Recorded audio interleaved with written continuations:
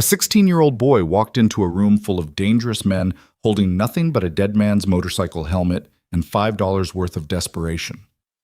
The bikers inside Black Vulture MC didn't move. They didn't speak. They just stared at the faded decal on that cracked shell. Iron Veil Riders. And every single one of them recognized the ghost standing in their doorway.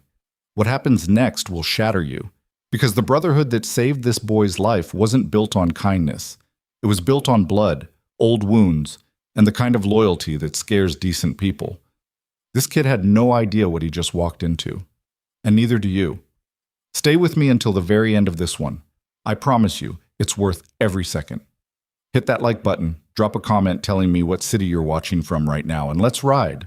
The rain had been falling for 3 days straight across the Shenandoah Ridge corridor, turning Route 81 into a long black ribbon of reflected headlights and standing water. The kind of rain that didn't clean anything, just moved the dirt around, pooled in the cracks of old asphalt, and made the cold feel like it had teeth. Jace Mercer hadn't eaten since yesterday morning. Half a gas station hot dog wrapped in foil that a trucker left on the counter at a rest stop outside Mill Haven. He'd waited until the cashier turned around before grabbing it. Didn't even taste it going down. Just chewed and swallowed and kept walking along the highway shoulder with his hood up and his brother's motorcycle helmet pressed against his ribs like a shield. The helmet was all he had left. Everything else? The apartment, the truck, the life that used to make sense, was gone. Stripped away in pieces over the past 19 days since Ryder died on this same highway, 3 miles south, where the guardrail bent outward and nobody had bothered to fix it. He could see the neon from 200 yards out, a flickering sign above a squat concrete building set back from the road behind a gravel lot packed with Harleys. The sign read Black Vulture MC in red letters that buzzed and popped against the dark sky. Half the V was burned out. Beneath it, motorcycles sat in rows like sleeping animals, chrome wet with rain, exhaust pipes still ticking from recent heat. Jay stopped walking. His sneakers were soaked through. His hoodie weighed twice what it should. He was shaking. Not from fear, though fear was certainly present, curling in his stomach like something alive. He was shaking because his body had run out of fuel and his brain hadn't gotten the message yet. He knew what this place was. Everyone along the ridge knew. Black Vulture MC ran the stretch of highway between Mill Haven and Cold Fork like it belonged to them. They weren't the kind of men you approached unless you had business, and even then you thought twice. Ryder had told him stories, not warnings exactly, more like weather reports. They're out there. They do what they do. Don't start trouble, and trouble won't find you. But Ryder was dead now, and trouble had already found Jace without him starting a damn thing. He looked down at the helmet. The paint was scratched and faded, the visor cracked along one edge, but the Iron Veil Rider's decal on the right side was still legible, a coiled rattlesnake wrapped around crossed pistons. Ryder's Club. Ryder's life before Jace was old enough to understand what any of it meant. $5. That's what he'd ask for. $5 for a dead man's helmet so he could buy something to eat and figure out his next move, which at this point meant figuring out how to keep his 14-year-old sister from being taken away by people who didn't know her name but had the legal authority to decide her future. He crossed the gravel lot. Rain hammered the chrome and leather around him. The door to the clubhouse was heavy, solid wood reinforced with metal, and when he pulled it open, the warmth that hit his face felt like a slap. Cigarette smoke, engine grease, whiskey, old leather, and beneath all of it the sour-sweet smell of coffee that had been sitting on a burner too long. The room was bigger than he expected. A long bar made from reclaimed wood ran the length of the far wall. Pool tables occupied the center. Chairs and couches that looked like they'd survived multiple decades of abuse were scattered in clusters. The walls were covered with photographs, patches, memorial plaques, and road maps marked with routes that meant something to people Jace would never understand. 12 men occupied the space, maybe 13, some at the bar, some around a table near the back where cards were spread out beside overflowing ashtrays, 2 near the pool tables, cues resting against their hips, watching the door. Every single one of them looked at Jace when he walked in. The silence didn't arrive gradually. It dropped like a blade. Conversation stopped mid-word. A bottle that had been tilting toward a glass froze in the air. Even the music, some low country song grinding through blown speakers, seemed to pull back, as though the room itself was holding its breath. Jace stood in the doorway, dripping rainwater onto the wooden floor and gripping the helmet with both hands. His knuckles were white. His jaw was clenched so tight his molars ached. He could feel every pair of eyes in the room measuring him, calculating what a soaking wet teenager was doing standing in a place where teenagers did not belong. "I'm not looking for trouble," he said. His voice cracked on the last word, and he hated himself for it. I got a helmet. Good condition. I'll take $5 for it." Nobody moved. Then a man at the bar. Thick neck, gray beard cut close to the jaw, leather vest stretched across shoulders that looked like they'd been built for violence, set his whiskey down and turned on his stool. His eyes moved from Jace's face to the helmet and stayed there. "Turn it," he said. Not loud, not aggressive, just a command issued by someone accustomed to being obeyed. Jace turned the helmet slowly, presenting the right side. The Iron Veil Rider's decal caught the overhead light. The man at the bar exhaled through his nose, slow, controlled, like he was managing something dangerous inside his chest that had just been jolted awake. "Where'd you get that?" Another voice.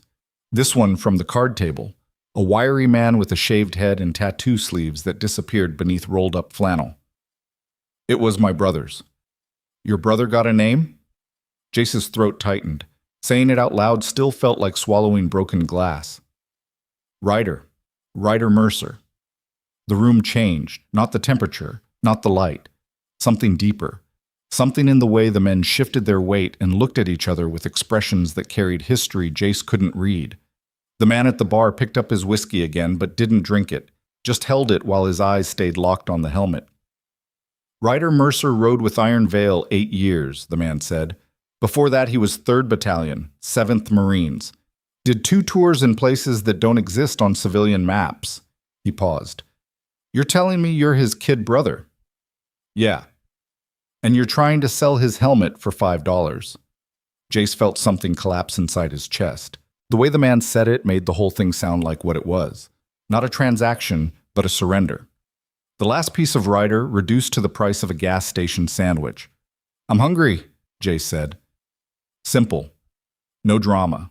No plea. Just the truth delivered with the kind of exhausted honesty that comes when pride has been beaten out of you by circumstances too large to fight.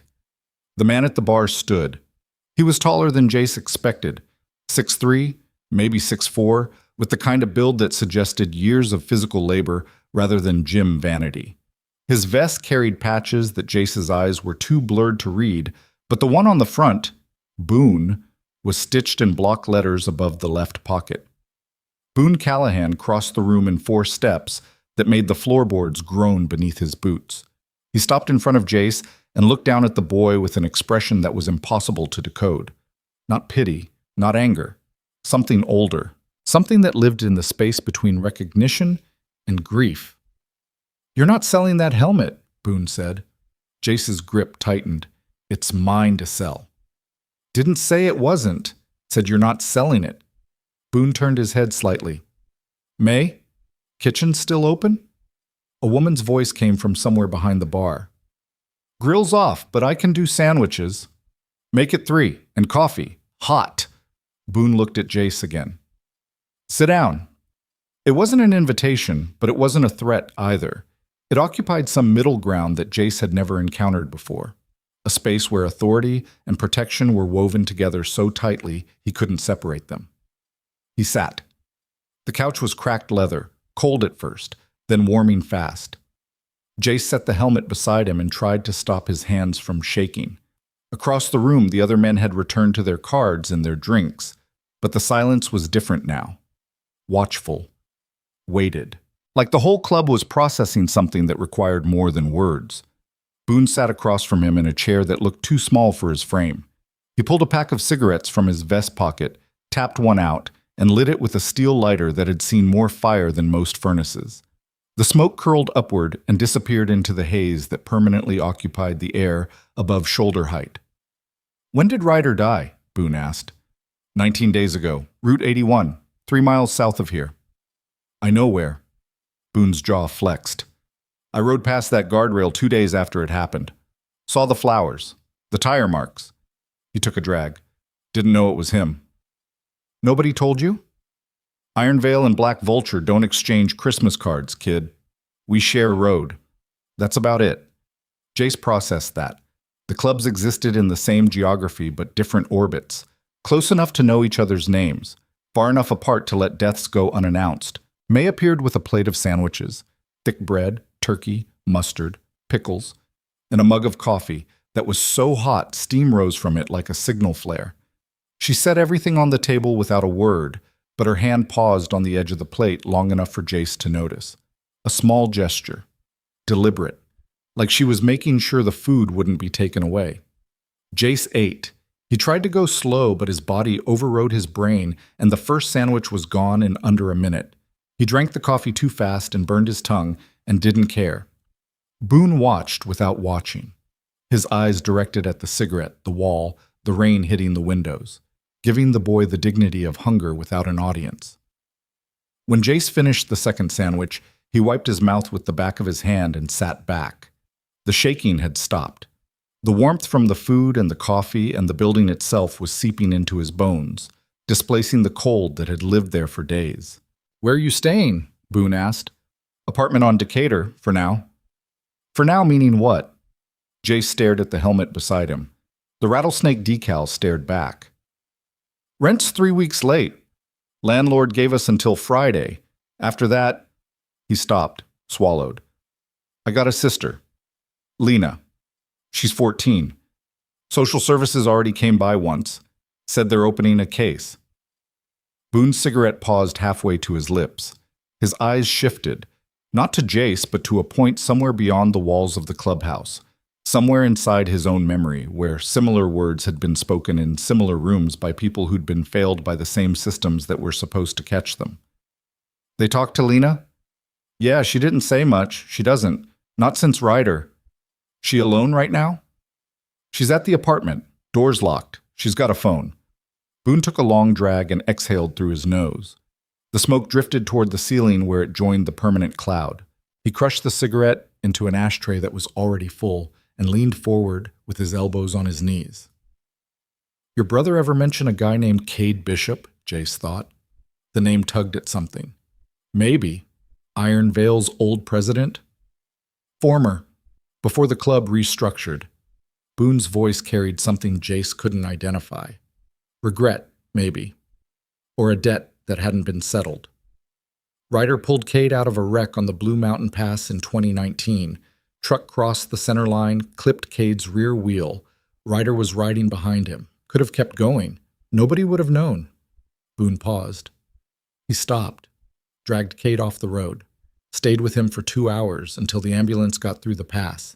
Cade was in the hospital for 6 weeks. Ryder visited every single one. Jace didn't know that story. There were a lot of stories about Ryder he didn't know. His brother had lived an entire life on 2 wheels that existed parallel to the one Jace saw at home. The brother who made breakfast, who checked homework, who kept the apartment together with duct tape and stubbornness after their mother disappeared and their father became a memory nobody wanted to examine. "Why are you telling me this?" Boone looked at him, really looked. "Because debt doesn't die with the man who earned it, and because you walked in here trying to sell the only thing you've got left instead of asking for help. That tells me exactly who raised you." Something cracked behind Jace's ribs. Not the bone, something deeper. A wall he'd been building brick by brick since the hospital chaplain told him Ryder didn't make it. He blinked fast and looked away. Boone stood. "You're eating here tomorrow, and the day after. You bring your sister. May'll be here." "I don't need..." "Didn't ask what you need. Told you what's happening." Boone picked up Ryder's helmet from the couch and held it for a moment, turning it in his hands like he was reading a language written in scratches and dents. Then he set it back down beside Jace, gently, like it was alive. "Don't sell this, not for $5, not for $5,000. You understand me?" Jace nodded. Boone walked back to the bar. The other men made room for him without being asked. Conversations resumed at low volume. Someone fed quarters into the jukebox and a song started playing that nobody was really listening to. The rain kept hammering the windows. Jace sat on the cracked leather couch with a full stomach and trembling hands, and no idea what had just happened to him. He looked around the room at the scarred walls and the leather vests, and the men who moved through the smoke like they belonged to a world that operated on rules he'd never been taught. He picked up the third sandwich and ate it slowly this time, tasting every bite. He didn't leave until the rain stopped. That was 4 hours later. Nobody asked him to. The walk back to the apartment on Decatur Street took 40 minutes. The rain had passed, but the cold remained, settling into the hollows between buildings and sitting heavy on the sidewalks like fog that had given up on rising. Jace carried Ryder's helmet under his arm and walked fast, not because he was afraid of the dark, but because he was afraid of what Lena's face would look like when he came through the door. She was sitting on the kitchen floor with her back against the refrigerator and her phone pressed to her chest. The lights were off except for the stove hood, which threw a yellow rectangle across the linoleum. She didn't look up when the front door opened, just sat there with her knees pulled to her chest and her hair hanging across her face like a curtain she'd pulled closed against the world. Lena. Nothing. Jace set the helmet on the counter and crouched in front of her. She was wearing one of Ryder's flannel shirts, 3 sizes too big, and her feet were bare on the cold floor. Her eyes were open but distant, focused on some interior landscape that Jace couldn't access. "Hey, I'm back. You eat anything?" She shook her head, barely a movement, just enough to answer. Jace opened the refrigerator.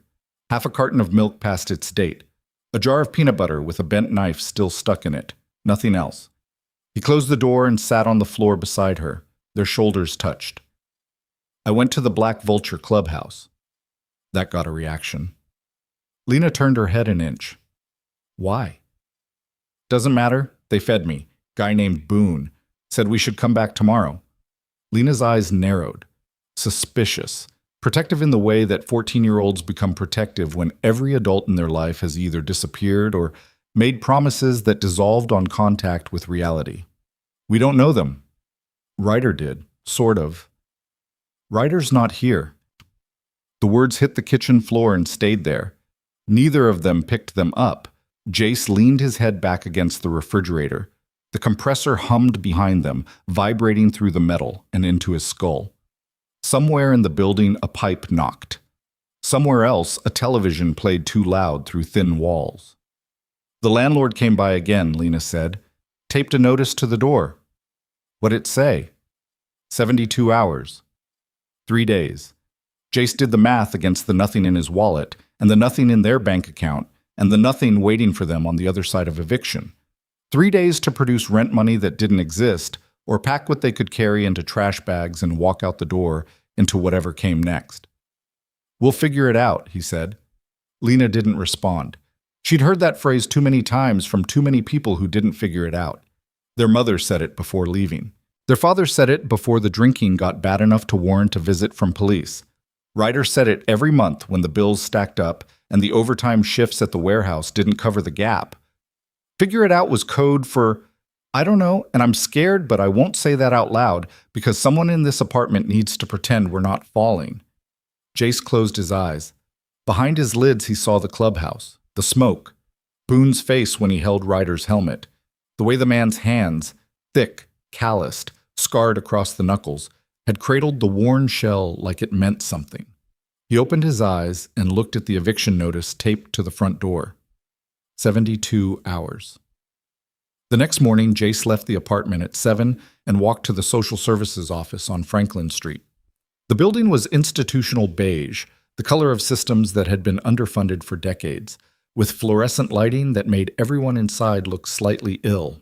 He signed in at the front desk and waited in a plastic chair for 90 minutes before a woman named Mrs. Tate called his name.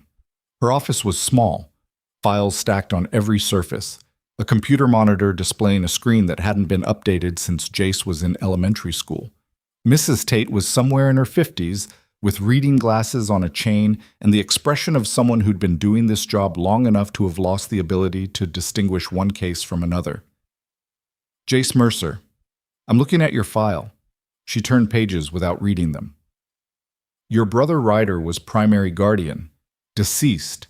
Mother. Location unknown. Father, incarcerated, no parental rights. Is that current? Yeah. And you're 16. In 3 months. You're 15. I'm 16 in 3 months. Mrs. Tate looked over her glasses. You're 15, Jace. Which means you're a minor. Which means you can't serve as guardian for your sister. Which means, I know what it means. She paused. Set the file down. Is there a family member, an aunt, an uncle, a grandparent? No? Family friend? Someone who could petition for temporary custody? Jace thought of the apartment on Decatur, the empty refrigerator, the eviction notice with its 72-hour countdown ticking towards 0. He thought of every neighbor who'd heard about Ryder and offered condolences before returning to their own lives. He thought of the school counselor who gave him a pamphlet about grief and told him to call a hotline. No. Mrs. Tate wrote something in the file. The pen scratched against paper with the mechanical efficiency of a system processing human beings into categories. I'm going to be direct with you. If stable housing isn't established within the next 14 days, and if no suitable guardian is identified, we'll have to initiate placement proceedings for both you and your sister. You mean foster care. I mean placement. You mean separating us. Mrs. Tate's pen stopped. She looked at Jace for the first time as an actual person rather than a file number. Something flickered behind her professional mask. Guilt, maybe. Or the ghost of a time when she believed the system she worked for actually worked. I mean, doing what the law requires me to do when children are at risk. Jace stood up. The plastic chair scraped against the floor. We're not at risk. We're broke. There's a difference. He left the office and walked back into the cold. The air outside smelled like exhaust and wet concrete and the faint sweetness of decay coming from a dumpster behind the building.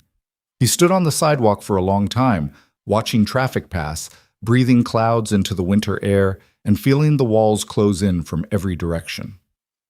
14 days. He walked to the apartment, changed his shirt, put on dry socks. Then he picked up Ryder's helmet and walked back to Route 81. The Black Vulture clubhouse looked different in daylight, smaller, more human. The neon sign was off, just dead glass tubes in a metal frame, and the Harleys in the lot were fewer, 6, maybe 7, their chrome dull under overcast skies. The building itself was concrete block and corrugated metal with a loading dock on one side and a garage bay on the other. Through the open bay door, Jace could hear the metallic percussion of tools against engine parts and the low murmur of a radio tuned to something with too much static. He stood in the lot for 5 minutes before going in, not because he was afraid, because he was trying to figure out what he was doing here. Yesterday, he'd walked in with something to sell. Today, he had nothing to offer and no clear reason for returning except that a man named Boone had told him to come back, and for reasons Jace couldn't articulate, he believed him. The garage bay was where he ended up, not the main clubhouse door. The garage. He didn't think about why until later, years later, when he realized that he'd instinctively chosen the entrance that required work rather than charity. Inside the bay, a man was bent over the exposed engine of a motorcycle that looked like it had been through more than one war. The man was in his 60s, maybe older, with a gray ponytail tied with a rubber band, wire-rimmed glasses pushed up on his forehead, and hands so stained with grease they looked permanently tattooed. He wore a black vulture vest over a thermal shirt, and his boots were held together with what appeared to be electrical tape. He didn't look up when Jace walked in, just kept working, his wrench moving with the slow precision of someone who'd been disassembling and reassembling machines since before Jace's parents had met. Jace stood there. The man worked. A full minute passed, then 2. The radio hissed and popped between songs. Wind pushed rain against the metal walls. You going to stand there all day, or are you going to hand me that 9/16? The man said, without turning around. Jace looked at the workbench, found the socket, held it out. The man took it, used it, set it down, went back to work. I know who you are. More silence. The man removed a bolt, examined it, set it in a coffee can with 30 other bolts of various sizes. His movements were deliberate and unhurried, each action containing the kind of quiet authority that came from decades of doing one thing well enough to trust your hands more than your thoughts. "You're rusty," Jace said.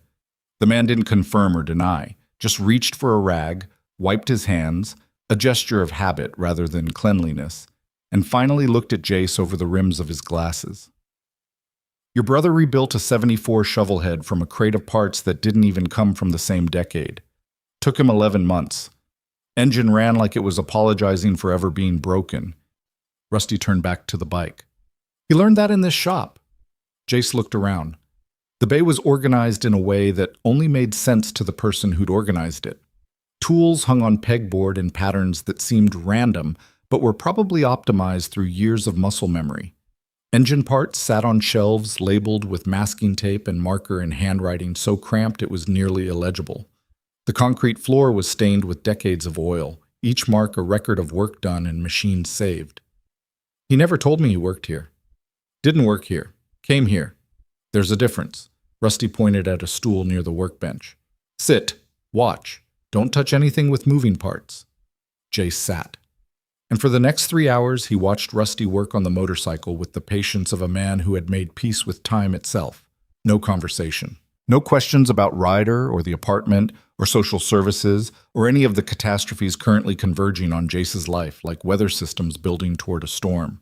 Just the sound of tools and the smell of oil and the quiet rhythm of hands that knew exactly what they were doing. It was the first peace Jace had felt in 19 days. Boone appeared in the garage bay around noon. He leaned against the doorframe with a coffee mug in one hand and a cigarette in the other and watched Jace watching Rusty for a full minute before speaking.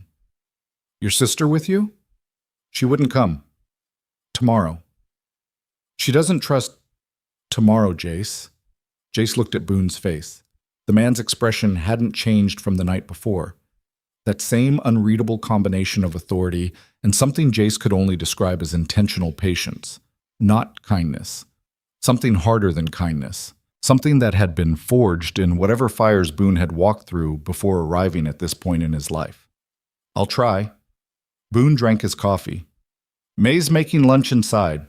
Eat first, then come back out here if you want." He left. His boots echoed down the concrete hallway that connected the garage to the main clubhouse. Heavy, measured steps. The walk of a man who never moved faster than he intended. Jace looked at Rusty. The old mechanic hadn't acknowledged Boone's presence at all, just kept working, his wrench turning with the steady rhythm of a heartbeat. "Is he always like that?" Jace asked. Rusty set down the wrench, picked up a different one. "Like what?" "Like he's giving orders, but it doesn't feel like orders." Rusty paused. The briefest hesitation. A wrench suspended in air for half a second longer than mechanics required. Then he went back to work. Boone spent 14 months in a place where men followed his orders because not following them meant dying. He came back and learned that the world doesn't respond to the same language. Rusty tightened something deep inside the engine block. So he adapted, but the structure's still there. You just don't see the walls. Jace sat with that. The rain started again outside, tapping against the metal roof like fingers drumming on a table. "Go eat," Rusty said. "Come back after. I'll show you how this transmission works if you can keep your mouth shut for 20 consecutive minutes." Jace almost smiled. It would have been the first one in 19 days, but it didn't quite reach his face. Just flickered somewhere behind his eyes and disappeared, like a match struck in a windstorm. He went inside and ate. May served soup and bread without commentary. 2 other bikers sat at the bar eating the same meal in the same silence. Nobody talked to Jace. Nobody ignored him either. He simply occupied space that was being held open for him by people who understood that sometimes the most dangerous thing you can do to a person in crisis is ask them how they're doing. After lunch, he went back to the garage and sat on the stool and watched Rusty's hands move through the guts of the motorcycle. He learned the names of parts he'd never heard before. He learned that Rusty communicated primarily through corrections.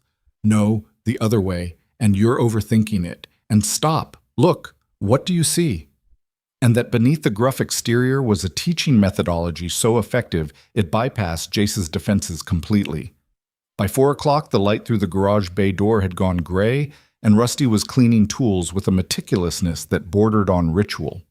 Jace helped without being asked, wiped down wrenches, sorted sockets, swept the floor around the workbench, small tasks that required no skill but demonstrated something Rusty was apparently evaluating, because when Jace finished, the old mechanic nodded once. Just once. And somehow that single nod felt more meaningful than anything anyone had said to Jace since Ryder died. He walked home carrying the helmet. The apartment was dark. Lena was in Ryder's room, a space she'd claimed the day after the funeral by moving her blankets onto his bed and closing the door. Jace knocked. "I brought you something." He'd taken a bread roll from the clubhouse. May had seen him pocket it and added 2 more without a word. He set them outside Lena's door and went to his own room, which was a mattress on the floor of what had been a hallway closet that Ryder had converted by removing the doors and hanging a curtain. He lay down and stared at the ceiling. The eviction notice countdown continued in his head.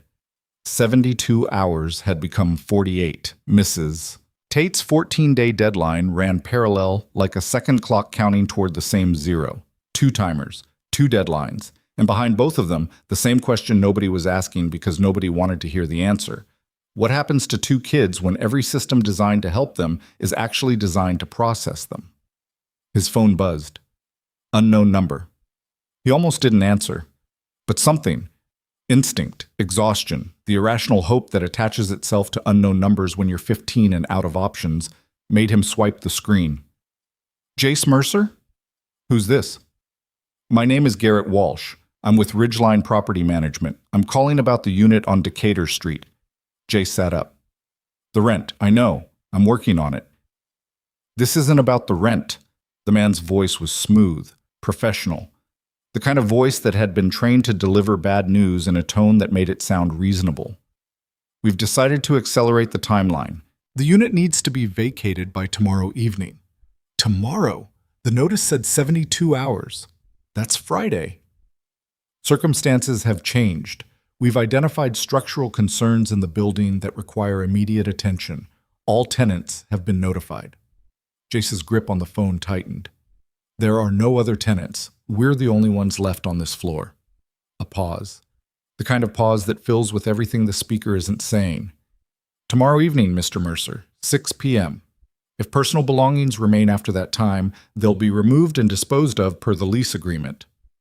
The line went dead. Jace sat in the dark with the phone against his ear long after the call ended. The dial tone hummed like a flatline. He lowered it slowly, stared at the screen until it went black, then looked across the narrow apartment to where Ryder's helmet sat on the kitchen counter, the Iron Veil Ryder's decal catching the faint streetlight that leaked through the window. Tomorrow evening, 6 p.m. He had no money, no guardian, no legal standing, no family, and in less than 24 hours, he and his sister would have no home. Down the hall, Lena's door was closed. The bread rolls were gone from the floor. Jace picked up the phone again and scrolled to the only new number saved in his contacts, the one May had written on a napkin and pressed into his hand on the way out of the clubhouse. He stared at it for a long time. Then he heard something that made his blood go cold.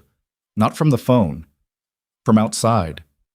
From the stairwell at the end of the hall, where heavy footsteps were climbing slowly toward the apartment door, accompanied by the sound of keys, not Jace's keys, not Lena's keys, jingling with the casual authority of someone who owned the lock they were about to open. The footsteps stopped outside the door. Jace was on his feet before his brain caught up with his body, phone still in his hand, Ryder's helmet on the counter 3 steps away. The hallway was dark except for the stove hood light bleeding from the kitchen and the thin line of orange street light beneath the front door. He could see shadows moving in that line, 2 pairs of shoes, maybe 3, and the jingling keys went silent with a precision that felt rehearsed. A knock, not loud, not polite either. The kind of knock delivered by knuckles that expected the door to open regardless of what happened on the other side. "Jace Mercer." Not a question, a statement. The voice was male, flat, official, the voice of a system arriving at a door with paperwork and authority and absolutely no interest in the human cost of what it was about to do. Jace moved to the door and pressed his eye to the peephole. 2 men. One in a county jacket with a clipboard, the other in a polo shirt with a lanyard ID that Jace couldn't read through the distorted glass. Behind them, halfway down the stairs, a woman in a dark coat stood with her arms crossed and her face partially illuminated by the stairwell's dying fluorescent tube. Mrs. Tate. His stomach dropped. Mr. Mercer, we need to speak with you and your sister. This is an unannounced welfare check. Please open the door. Jace's hand hovered over the deadbolt. His breath came shallow and fast, and his fingers trembled with something that wasn't cold. Down the hall, Lena's door opened an inch. He could see one eye in the crack, wide and dark, and already understanding what was happening before a single word was spoken. He opened the door. The man with the clipboard introduced himself as David Kemp, County Child Protective Services. The polo shirt was a building inspector named Fenton, who immediately began photographing the hallway, the kitchen, the empty refrigerator he opened without asking permission. Mrs. Tate stayed near the doorway with her arms still crossed, watching everything with the practiced detachment of someone who'd done this 100 times and learned to stop feeling it around number 30. We received an accelerated referral from Ridgeline Property Management, Kemp said. He was writing on his clipboard while he talked, his pen moving in small, efficient circles across boxes that reduced Jace and Lena's lives to check marks. The property has been flagged for code violations. Combined with the existing case file, we're required to conduct an immediate assessment. Assessment of what? Jace asked. Living conditions? Guardian status? Whether the minor children in this residence are safe. We're safe. Kemp looked up from his clipboard. His expression wasn't cruel. That was the worst part. It was the expression of a man who genuinely believed he was helping, which made him more dangerous than anyone who knew they were causing harm. The refrigerator is empty, Jace. I'm handling it. You're 15. I know how old I am. Fenton emerged from the bathroom with his phone raised, photographing something Jace couldn't see. The shutter sound clicked 3 times in rapid succession. Sharp little sounds that felt like evidence being manufactured in real time. The heating unit in the rear bedroom is non-functional, Fenton announced to nobody in particular. He wrote something on a form attached to his own clipboard. Water staining on the ceiling above the kitchen suggests an active leak. Outlet cover missing in the hallway.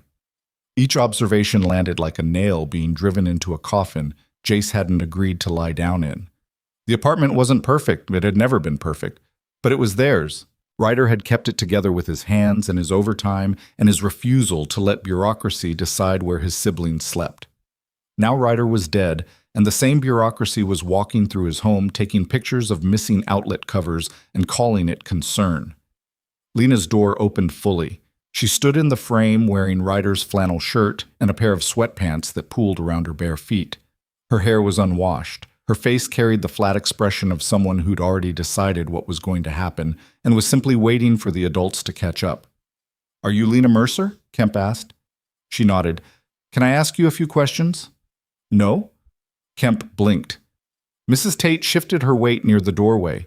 Jace stepped between his sister and the clipboard like a wall made of bone and exhaustion. She doesn't have to talk to you. Actually, in the context of a welfare assessment, she said no. The apartment went quiet. Fenton stopped photographing. Mrs.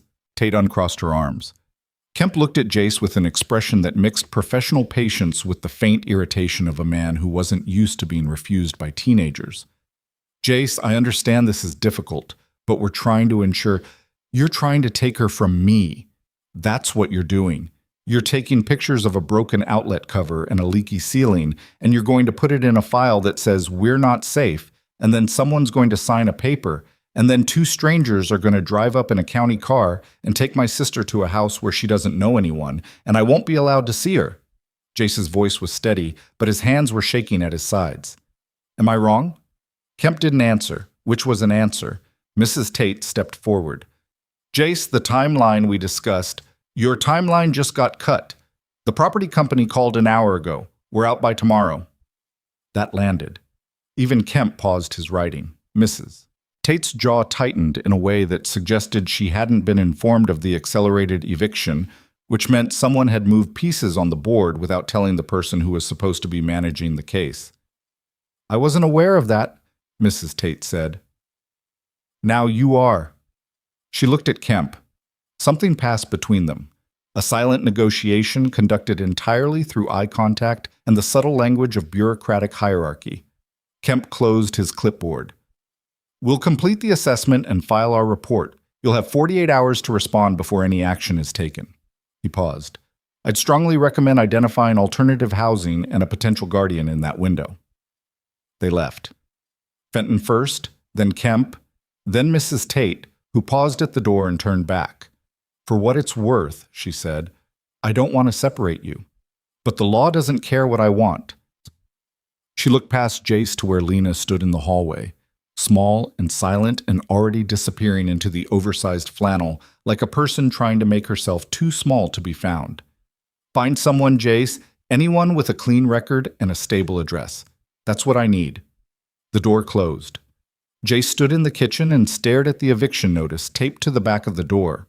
The paper was slightly damp from the hallway humidity. The ink was starting to blur at the edges, dissolving the words into abstraction, which felt appropriate because nothing about the past 3 weeks had been sharp or clear or defined. Everything was blurring. Ryder's death, the apartment, the timeline, the future. All of it running together like ink on wet paper, becoming something he couldn't read no matter how hard he stared. Lena was behind him.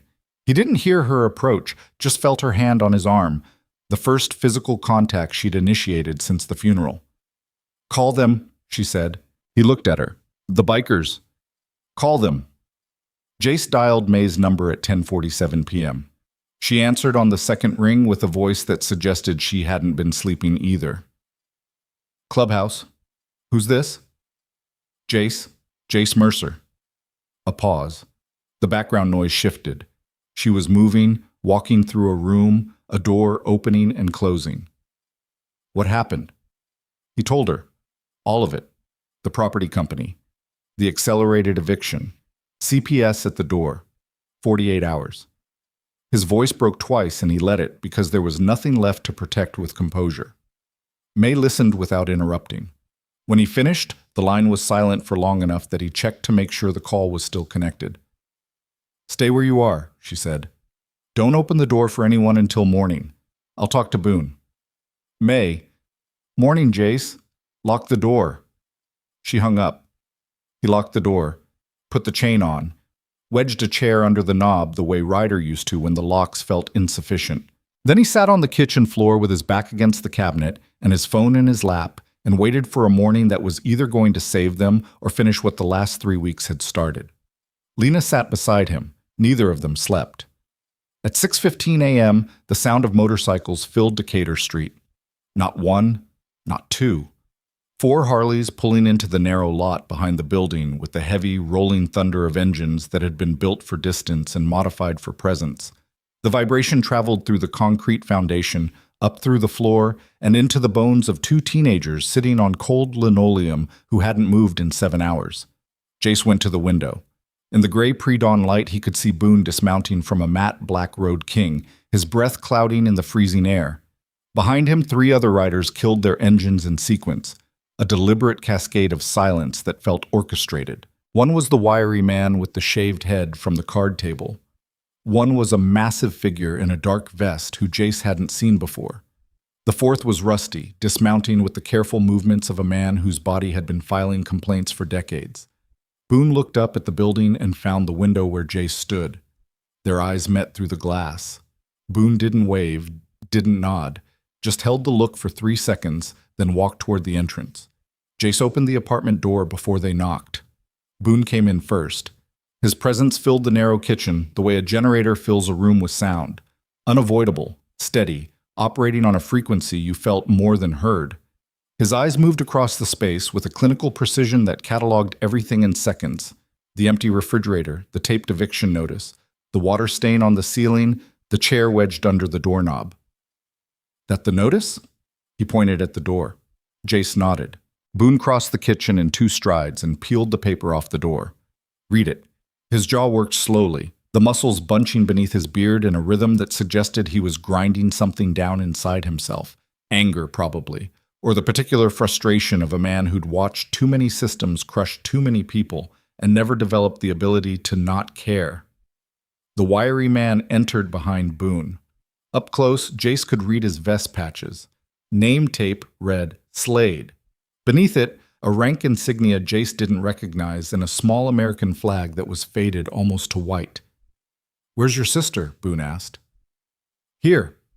Lena stood in the hallway. She'd put on shoes, the first time in 3 days, and pulled her hair back. Small acts of armor, preparing for whatever was coming by presenting something closer to composed than she actually felt. Boone studied her the same way he'd studied Jace 2 nights ago. Not evaluating, recognizing. Seeing something in her face that connected to a map he carried internally. A map of damage patterns, of kids who'd been through things that aged them past their years, of eyes that had stopped expecting rescue. "Lena," he said. Not a question, just acknowledgement. Her name spoken by a stranger who somehow made it sound like it had weight. She didn't respond, but she didn't retreat to her room either. That was something. Rusty stayed near the door, leaning against the frame with his arms folded and his glasses pushed up on his forehead. The big man, Jace would later learn his name was Dutch, a former combat medic who'd lost his left eye to shrapnel in a valley whose name he refused to speak, remained in the hallway outside the apartment like a sentry who'd found his post without being assigned one. "Who's Ridgeline Property Management?" Boone asked. "The company that owns the building." "They local?" "I don't know. Ryder dealt with them." Boone folded the eviction notice once and put it in his vest pocket. "They don't own it anymore." Jace blinked. "What?" "Building's been on a distress list for 18 months. County flagged it for code violations twice. Ridgeline's a shell company. 3 layers of LLCs wrapped around a mailing address in another state. They buy distressed properties, run out the tenants, flip the land." Boone pulled out his cigarettes, looked at Lena, and put them back. "Slade ran the records last night." Slade spoke for the first time. His voice was quiet, precise. The voice of a man who'd spent years in military intelligence before trading acronyms for a leather vest. "Property tax is 9 months delinquent. They don't want the building. They want you gone so they can sell it empty. The accelerated eviction isn't enforceable by Excel. They skipped 3 steps in the process, but they're counting on you not knowing that." Jace looked at Lena. She was watching Slade with an expression he hadn't seen on her face before. Not trust, exactly, but something adjacent. The expression of someone hearing information that changes the shape of a problem they'd assumed was unsolvable. "Meaning what?" Jace asked. "Meaning you can't be evicted tomorrow," Slade said. "Not legally. The 72-hour notice requires a court filing, which requires a hearing date, which requires 30 days minimum in this county." He paused. "They're bluffing. They had a building inspector here last night, with CPS." Slade and Boone exchanged a look. The air in the kitchen shifted, not warmer, not colder, just denser, compressed by the weight of 2 men processing the same realization simultaneously. "CPS came with the inspector?" Boone's voice dropped half an octave. "Yeah, same time. Mrs. Tate from Social Services and a guy named Kemp." "That's coordinated," Slade said. "That's engineered," Boone corrected.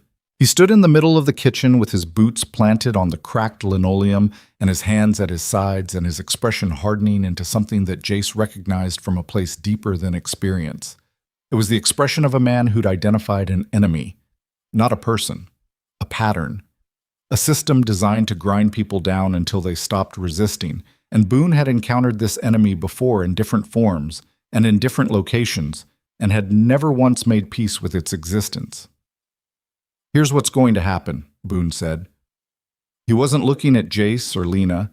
He was looking at the water stain on the ceiling as though addressing the building itself. "You're not getting evicted tomorrow. You're not getting evicted at all until due process is followed and a judge signs off, which won't happen for at least 30 days. In that time, Slade is going to file a response with the county challenging the notice.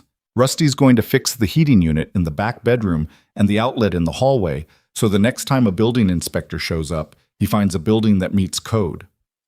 "Why?" Lena's voice from the hallway, sharp, direct, the first real word she'd directed at any of them. Boone looked at her. "Why are you doing this? You didn't know us 3 days ago. You didn't know Ryder was dead. You share road with Iron Veil, and that's about it. That's what you said." She was staring at Boone with the intensity of a girl who'd watched every adult promise dissolve and had no intention of watching another one form. So why? The kitchen went silent. Rusty shifted against the doorframe. Slade looked at his boots. The big man outside, Dutch, adjusted his weight but didn't turn around.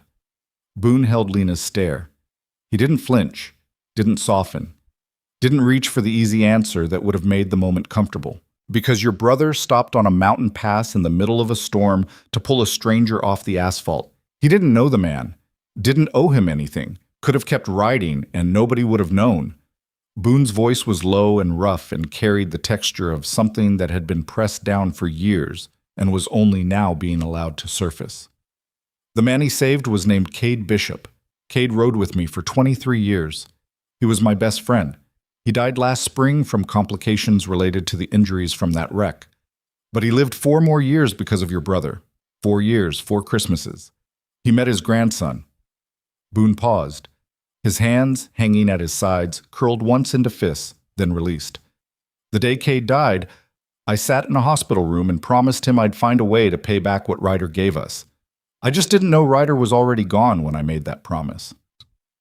The kitchen was so quiet Jace could hear the refrigerator compressor cycling and the distant sound of a garbage truck grinding through the next block and his own heart beating against his ribs. Lena didn't respond, but something behind her eyes shifted.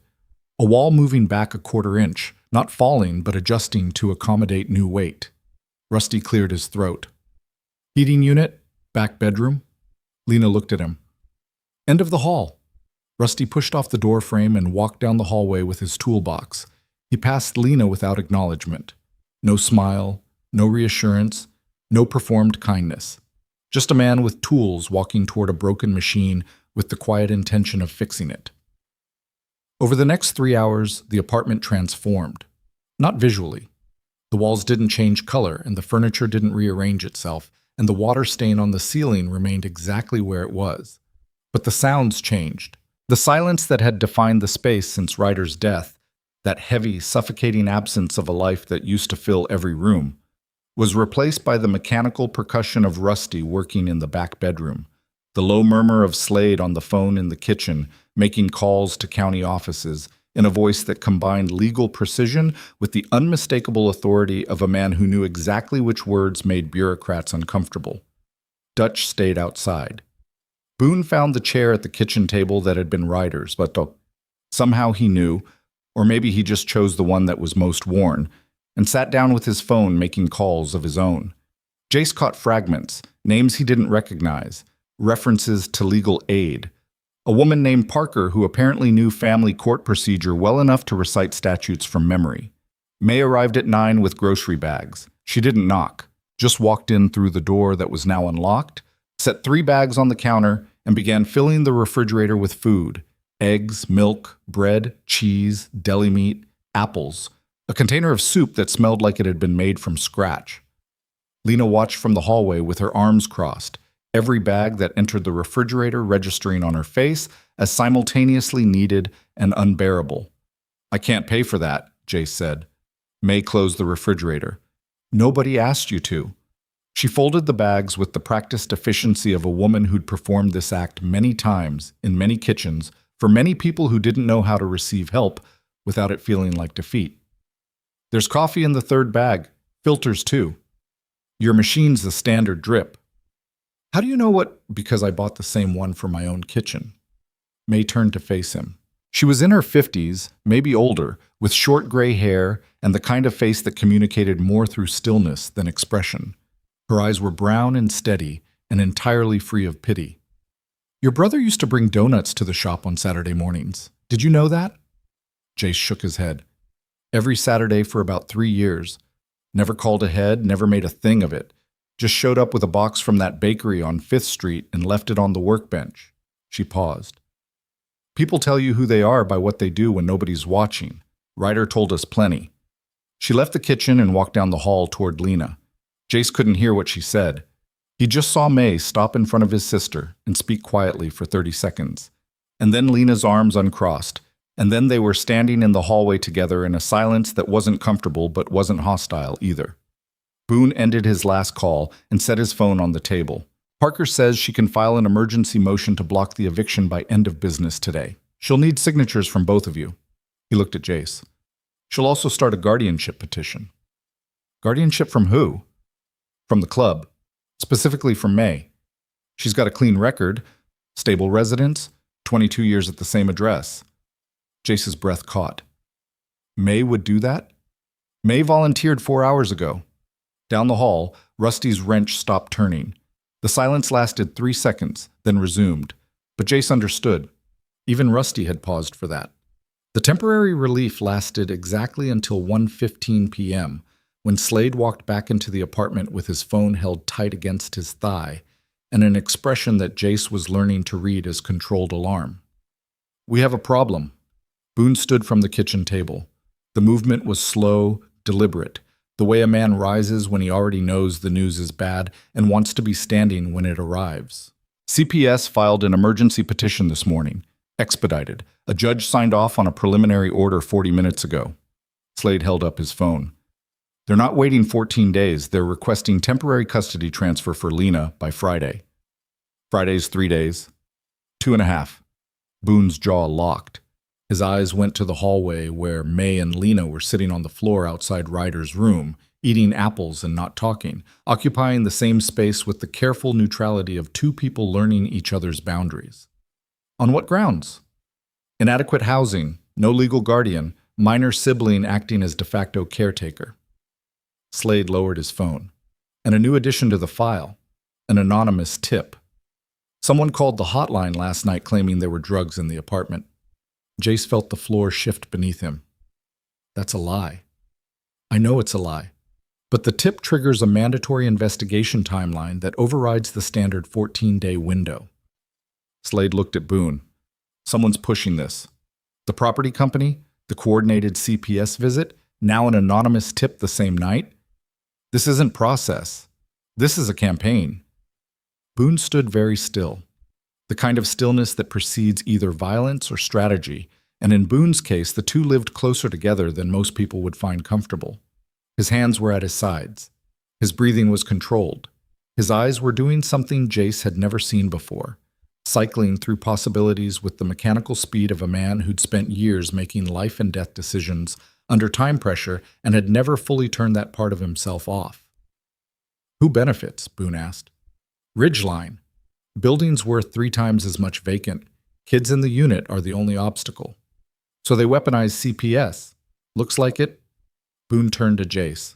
Has anyone approached you in the last 3 weeks offering to buy the apartment? Offering relocation money? Anything like that? Jace thought. The fog of the past 19 days made memory unreliable. But something surfaced, a conversation he'd dismissed because it happened 2 days after the funeral when he couldn't distinguish between real interactions and the blur of faces that passed through those first terrible hours. A guy, at the funeral, said he was a real estate consultant, gave me a card, said the building was going to be condemned and I should get out while I could still negotiate a settlement. You still have the card? Jace went to Ryder's room. The box of personal effects from the funeral sat on the nightstand. A shoebox filled with condolence cards, a few photos, and a business card that read Garrett Walsh, Ridgeline Property Management, Acquisitions. He brought it to Boone. The man read it once. His expression didn't change, but Slade, reading over his shoulder, exhaled sharply through his nose. Walsh, Slade said. Same name that called you last night about the eviction. Same guy who showed up to a 16-year-old's brother's funeral to pitch a real estate deal, Boone said quietly. The room temperature dropped. Not physically. Something else. The atmospheric shift that occurs when dangerous men stop being patient and start being precise. Boone put the card in his vest pocket next to the eviction notice. 2 pieces of paper that together told a story about a company targeting orphaned children to clear a property. Slade, I need everything on Ridgeline. Every LLC, every filing, every property they've flipped in this county in the last 5 years. On it. And call Iron Vale. That stopped everyone. Slade turned. Rusty appeared in the hallway, wrench still in hand. Even Dutch shifted on his post outside the door. Iron Vale? Slade repeated. Ryder was one of theirs. Whatever's happening to his family, They need to know. Boone paused. And we're going to need more than 4 bikes for what comes next.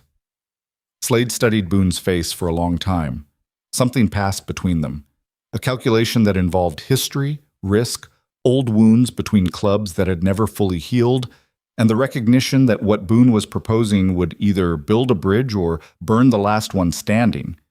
You sure? Boone didn't hesitate. Call them. Jace stood in the kitchen holding a dead man's helmet and a business card from a man who'd come to his brother's funeral to take his home. Lena was in the hallway with May. Rusty was fixing things. Slade was making calls. Dutch was standing guard. And Boone was declaring something that felt bigger than protection. Something that sounded like war conducted by men who knew exactly how to fight one without firing a shot. Outside, the temperature was dropping. The forecast called for the first hard freeze of the season.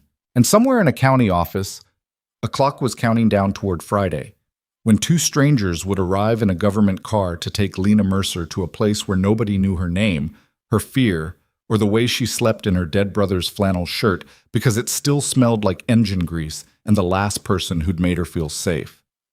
2.5 days. Boone pulled out his phone and dialed a number that hadn't been called from a Black Vulture line in over 4 years. The phone rang 3 times. A voice answered, low, guarded, carrying the weight of a man who recognized the incoming number and understood that whatever was about to be said would change the landscape between 2 clubs that had spent years maintaining a distance measured not in miles but in carefully preserved silence. This is Boone Callahan, Black Vulture. A long pause. Wind outside. The distant sound of highway traffic. I'm listening. Ryder Mercer's dead. His brother and sister are about to lose everything, and I need your help. The line crackled. Static or breathing, Jace couldn't tell. The pause stretched past 5 seconds, past 10, into a territory where silence becomes its own kind of answer. The kind that carries either refusal or the weight of a decision being made by a man who knows that once he speaks, the words can't be taken back. Then the voice on the other end said 2 words that split the air in that kitchen like a blade through cold smoke. Come here. They rode to Iron Vale in the dark. 4 Black Vulture bikes cutting through freezing air along Route 81 with Jace pressed against Boone's back, his fingers locked on the sissy bar rail, his brother's helmet strapped to his chest beneath a borrowed jacket that smelled like cigarette smoke and old leather and someone else's history. The wind was brutal, 28 degrees and dropping, and every gust that hit his face felt like being slapped by something that wanted him to turn around. He didn't turn around. Behind them, Slade rode tight on Boone's left quarter. Rusty trailed at his own pace, steady and unhurried, his headlight cutting a patient line through the darkness.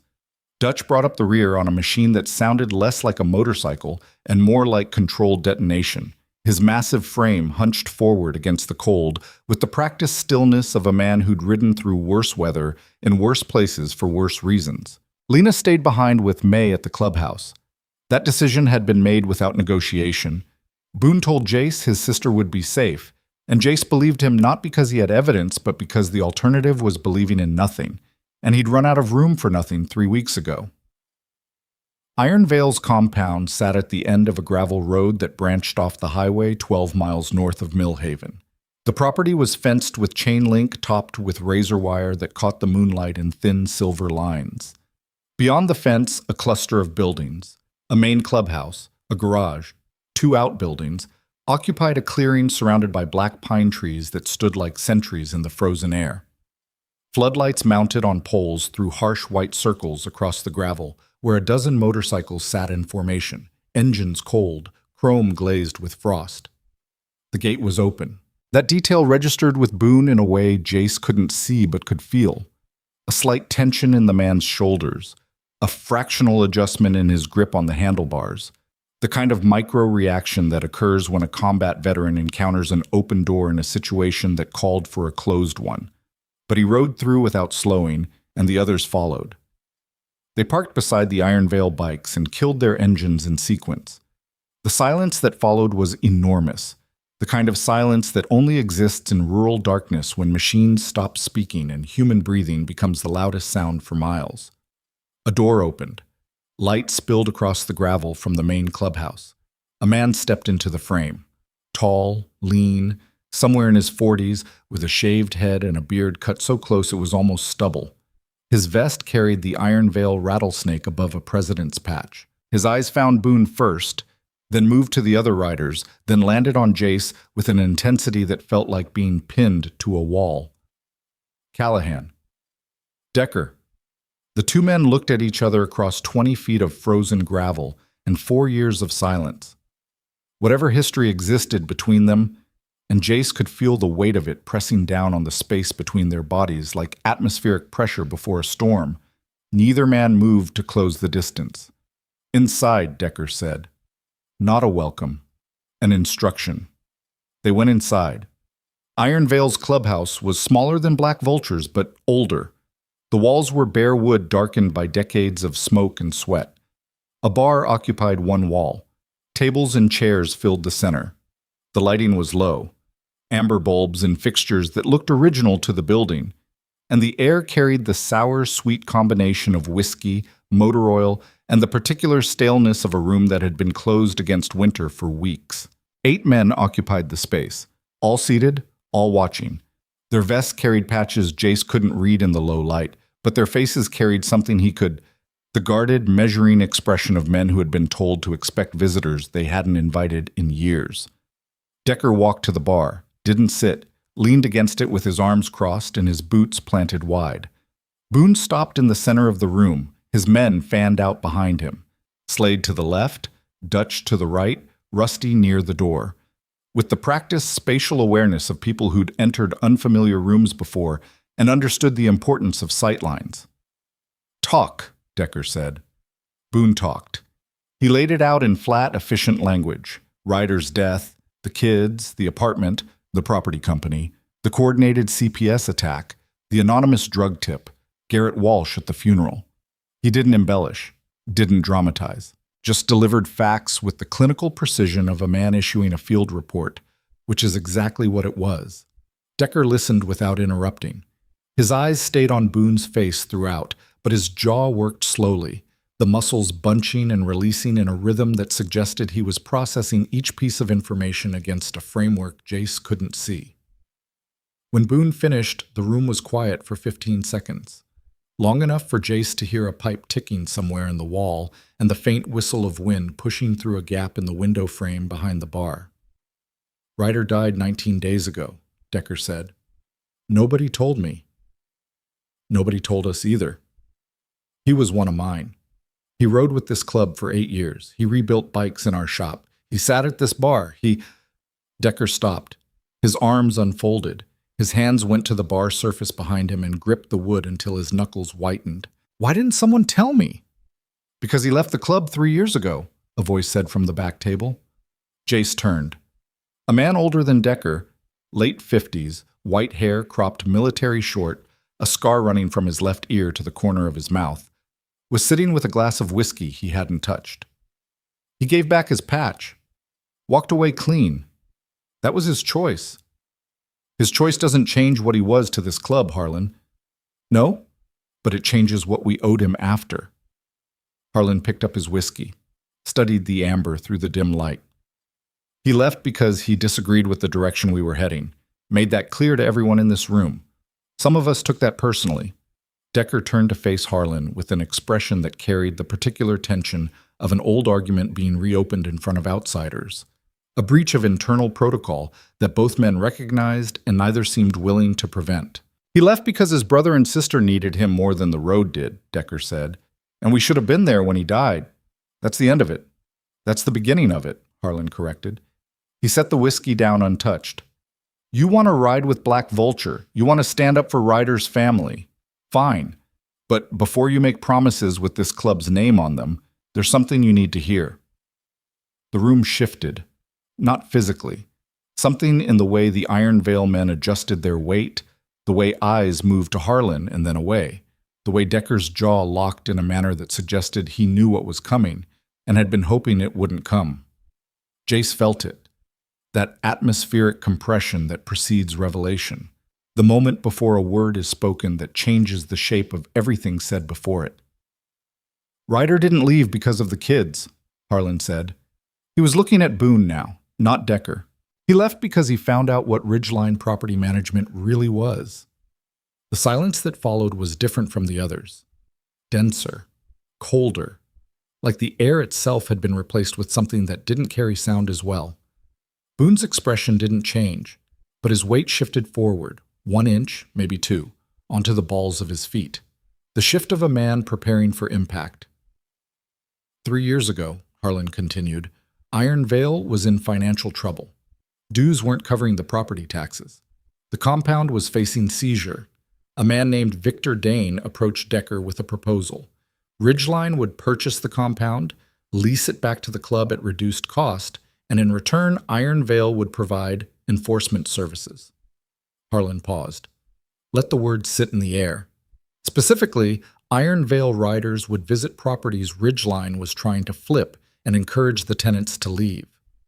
Jace's blood went cold. Not a metaphor. An actual physiological response. Vasoconstriction, the narrowing of blood vessels in the extremities, the body's ancient reaction to threat. His hands went numb inside the borrowed jacket's pockets. His vision narrowed to a point centered on Harlan's scarred face. We didn't hurt anyone, Decker said. Fast. Too fast.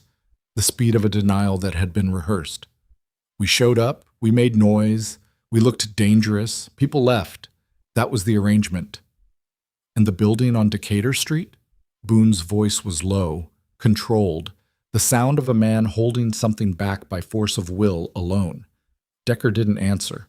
Harlan did. Ridgeline acquired the Decatur property 18 months ago. Iron Vale riders visited 4 times, knocked on doors, sat in the parking lot, revved engines at 2 a.m. He paused. Every tenant left within 6 weeks, except one family. A man named Ryder Mercer and his 2 younger siblings. He wouldn't move. The room contracted. Jace felt his lungs compress. He was hearing something that was rearranging the architecture of everything he'd understood about his brother's life, his brother's death, and the men he'd walked into this building to ask for help. Ryder recognized us, Decker said. His voice had changed. The authority was gone. What remained was something rawer. The sound of a man confessing not to a judge, but to a dead man's brother. He walked up to one of our bikes outside his building and said, I know who you are, and I know who sent you. Go home. He wasn't afraid. He was... Decker's hands tightened on the bar. He was disgusted. So he confronted you, Boone said, and then he quit the club. He came here the next day, walked into this room, took off his vest and laid it on this bar. Said he wouldn't ride with men who scared families out of their homes for a real estate company. Said if we wanted to keep the compound that badly, we could keep it without him. Jace's vision blurred. He blinked hard and fast and willed his body to stay vertical because the floor was tilting beneath him and the walls were leaning in and every molecule of air in the room felt like it was vibrating at a frequency designed to break things. Ryder left his club because they were working for the same company that was now trying to take his siblings home. The club he loved, the brothers he rode with, the life he'd built on 2 wheels.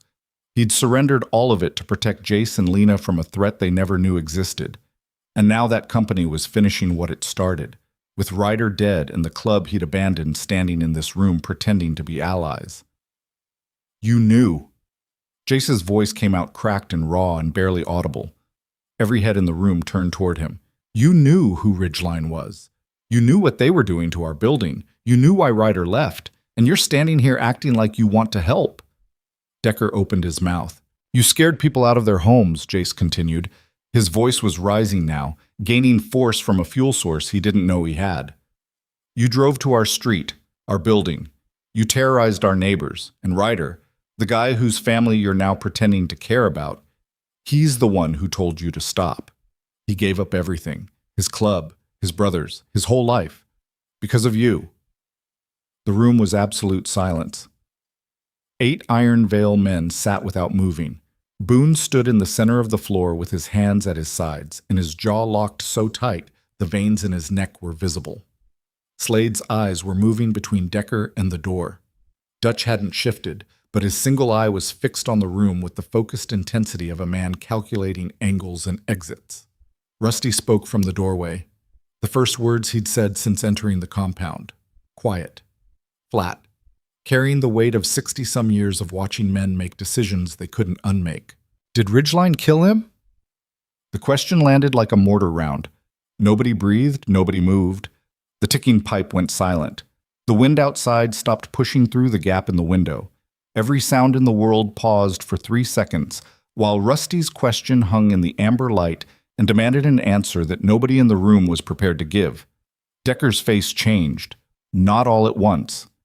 Slowly, like a mask dissolving from the inside out, revealing something beneath it that was uglier and more human than the composed president who'd stood against the bar giving measured answers. His eyes widened by a fraction. His grip on the bar shifted, and his breathing, which had been controlled throughout, steady, metered, broke rhythm. The accident report said loss of control, Decker said. Wet road, excessive speed, single vehicle. That's what the report said, Rusty repeated, not agreeing, reflecting. But Ryder Mercer never rode too fast for conditions, Harlan said from the back table. He was staring at his untouched whiskey with the expression of a man who'd been carrying something for weeks and had just decided to set it down. I trained him myself. He was the most disciplined rider I ever put on 2 wheels. He didn't make speed errors, not in rain, not in snow, not on Route 81, which he'd ridden 1,000 times in every kind of weather. Boone turned to Harlan. What are you saying? Harlan looked up. His scar caught the light in a way that made it look fresh, red, still bleeding. I'm saying I went to that guardrail 2 days after he died. The one that bends outward. The one nobody fixed. He paused. There were tire marks, 2 sets. One from Ryder's bike, one from a vehicle that was behind him. The second set showed acceleration into the curve. Not braking, acceleration. The room tilted. Jace grabbed the back of a chair because his legs were failing and his vision was tunneling, and the words Harlan was saying were reconstructing the last moments of his brother's life into something that wasn't an accident. It was something else. Something with a shape and a cause and a person behind it who made a decision on a wet road at night to push a motorcycle toward a guardrail that was already bent from previous impacts. You're saying someone ran him off the road, Boone said. I'm saying the evidence is consistent with that. And you didn't report it. Harlan's silence was its own kind of testimony. He picked up the whiskey and this time he drank it, all of it, set the glass down with a click that echoed off the wooden walls. To who? Harlan said. County Sheriff's Office takes the accident report at face value. State police won't reopen without cause. And if I walk in there and tell them a real estate company murdered a former motorcycle club member to clear a property, they're going to look at my vest and my record and my face, and they're going to file it exactly where you think they'll file it. Decker pushed off the bar. He crossed the room toward Jace and stopped 3 feet away. Close enough for Jace to see the things living behind the man's eyes. Guilt, grief, rage, and the particular self-loathing of a man who understood that the choices he'd made had set in motion a chain of events that ended with a rider dead on wet asphalt. I can't undo what happened, Decker said. His voice was stripped of everything except exhaustion. I can't undo the deal with Ridgeline. I can't undo what we did to those buildings. I can't undo what Ryder saw when he looked at us. He paused. But I can stand in front of his brother and tell him the truth, which is that if Victor Dane killed Ryder Mercer, then I'm the one who put him in Dane's path, and I will carry that until they put me in the ground. Jace looked at this man, this stranger wearing the same insignia his brother used to wear, and felt something open inside him that was too large and too dark to be called anger. It was the void left behind when a story you've been telling yourself about your brother's death, an accident, random, meaningless, the kind of thing that happens on wet roads to anyone, collapses and is replaced by a story with villains and motives and a conspiracy that reaches from a real estate office to a county road to a guardrail that nobody fixed because nobody was supposed to survive it. Boone, Jace said. Boone looked at him. Did you know? The question was simple. The weight behind it was not.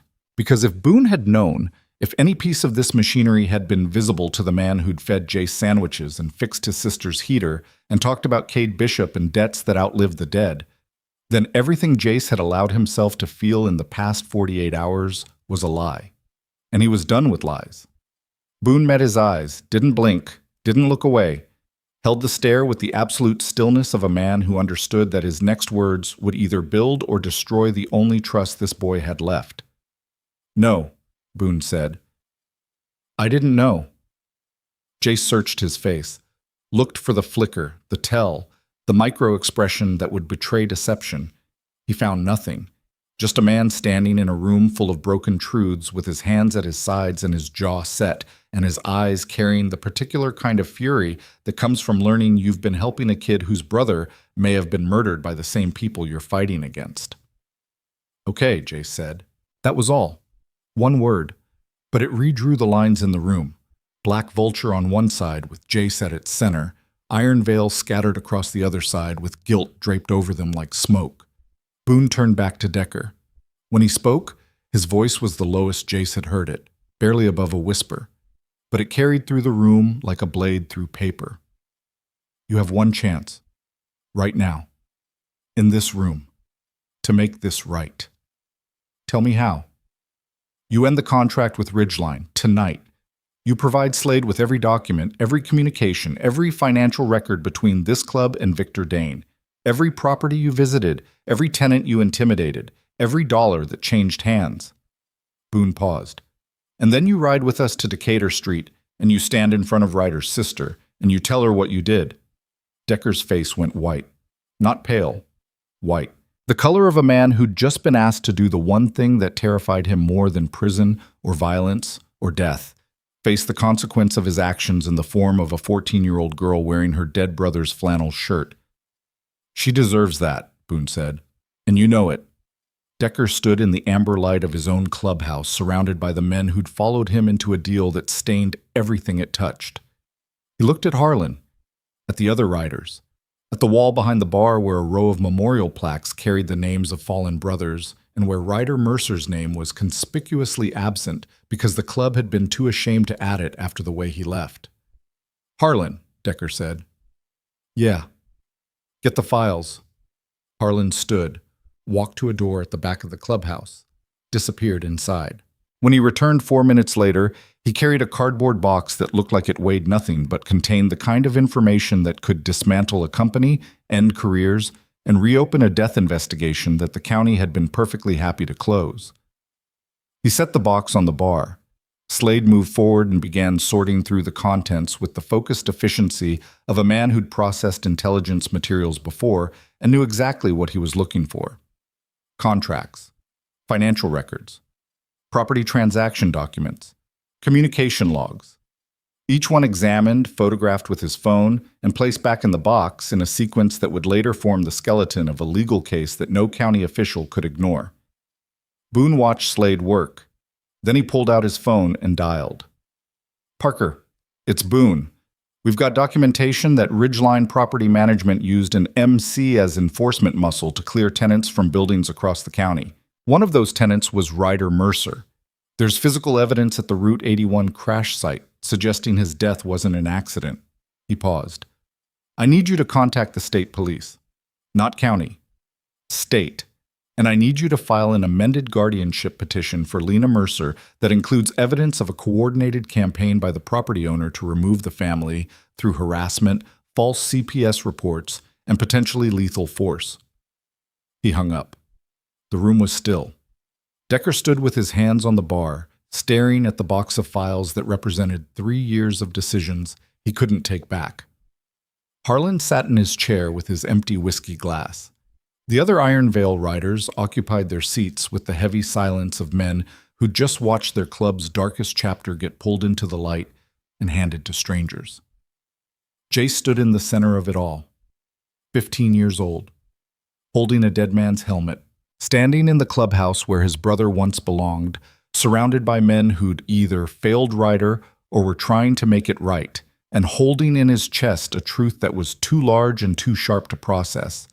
That his brother might not have died in an accident, that the same company trying to take his home might have taken his brother's life, and that the only people standing between him and the machinery trying to grind him down were a collection of scarred, damaged, guilt-ridden men on motorcycles who couldn't agree on anything except that what happened to Ryder Mercer was wrong. "We ride to Decatur at first light," Boone said. He wasn't asking. Black Vulture, Iron Veil, together. Decker's people bring the files. We meet Parker at the apartment, and then we go to the county with everything. Decker nodded, once. The nod of a man stepping off a cliff he'd been standing on for 3 years. One more thing, Boone said. He walked to the wall behind the bar, to the memorial plaques. He ran his hand across the empty space at the bottom, the space where a name should have been. Then he turned to Decker, put his name on the wall. Decker stared at the empty space. His throat worked, his hands curled at his sides. Now, Boone said. Decker went behind the bar, pulled open a drawer, took out a soldering iron and a small brass plate, the kind kept on hand for exactly this purpose, for the day when a brother's name needs to be added to the record. He plugged the iron into an outlet beneath the bar and waited for it to heat, and in the minutes that passed while the element glowed orange, nobody spoke. Nobody moved. The only sound was the hum of the iron warming and the distant ticking of the pipe in the wall and the breathing of men who understood that what they were about to witness was not a ceremony but a correction. Decker burned the name into the brass with hands that shook slightly. Ryder Mercer, and mounted the plate at the bottom of the wall. The screws bit into the old wood with a sound like teeth finding bone. When it was done, he stepped back and looked at it, and his eyes were wet and he made no attempt to hide it. Jace stared at his brother's name on a wall in a room full of men who'd wronged him and were now trying to make it right through acts that couldn't undo the past but could reshape the future. The brass caught the amber light. The letters were uneven, burned by trembling hands, imperfect in a way that felt more honest than precision would have. He wanted to feel something clean. Forgiveness, maybe. Or rage. Something with edges he could hold. Instead, he felt the same thing he'd felt every day since Ryder died. A hollowness so vast it had its own weather, its own gravity, its own seasons of grief that cycled through him without warning or pattern. But standing in that room, looking at that name, he also felt something new, small, fragile. Dangerous in the way that hope is dangerous when you've been taught that hoping is just the first step toward being disappointed. He felt like fighting back. Outside, the temperature hit 22 degrees. Frost spread across the motorcycles in the lot like white fire consuming chrome.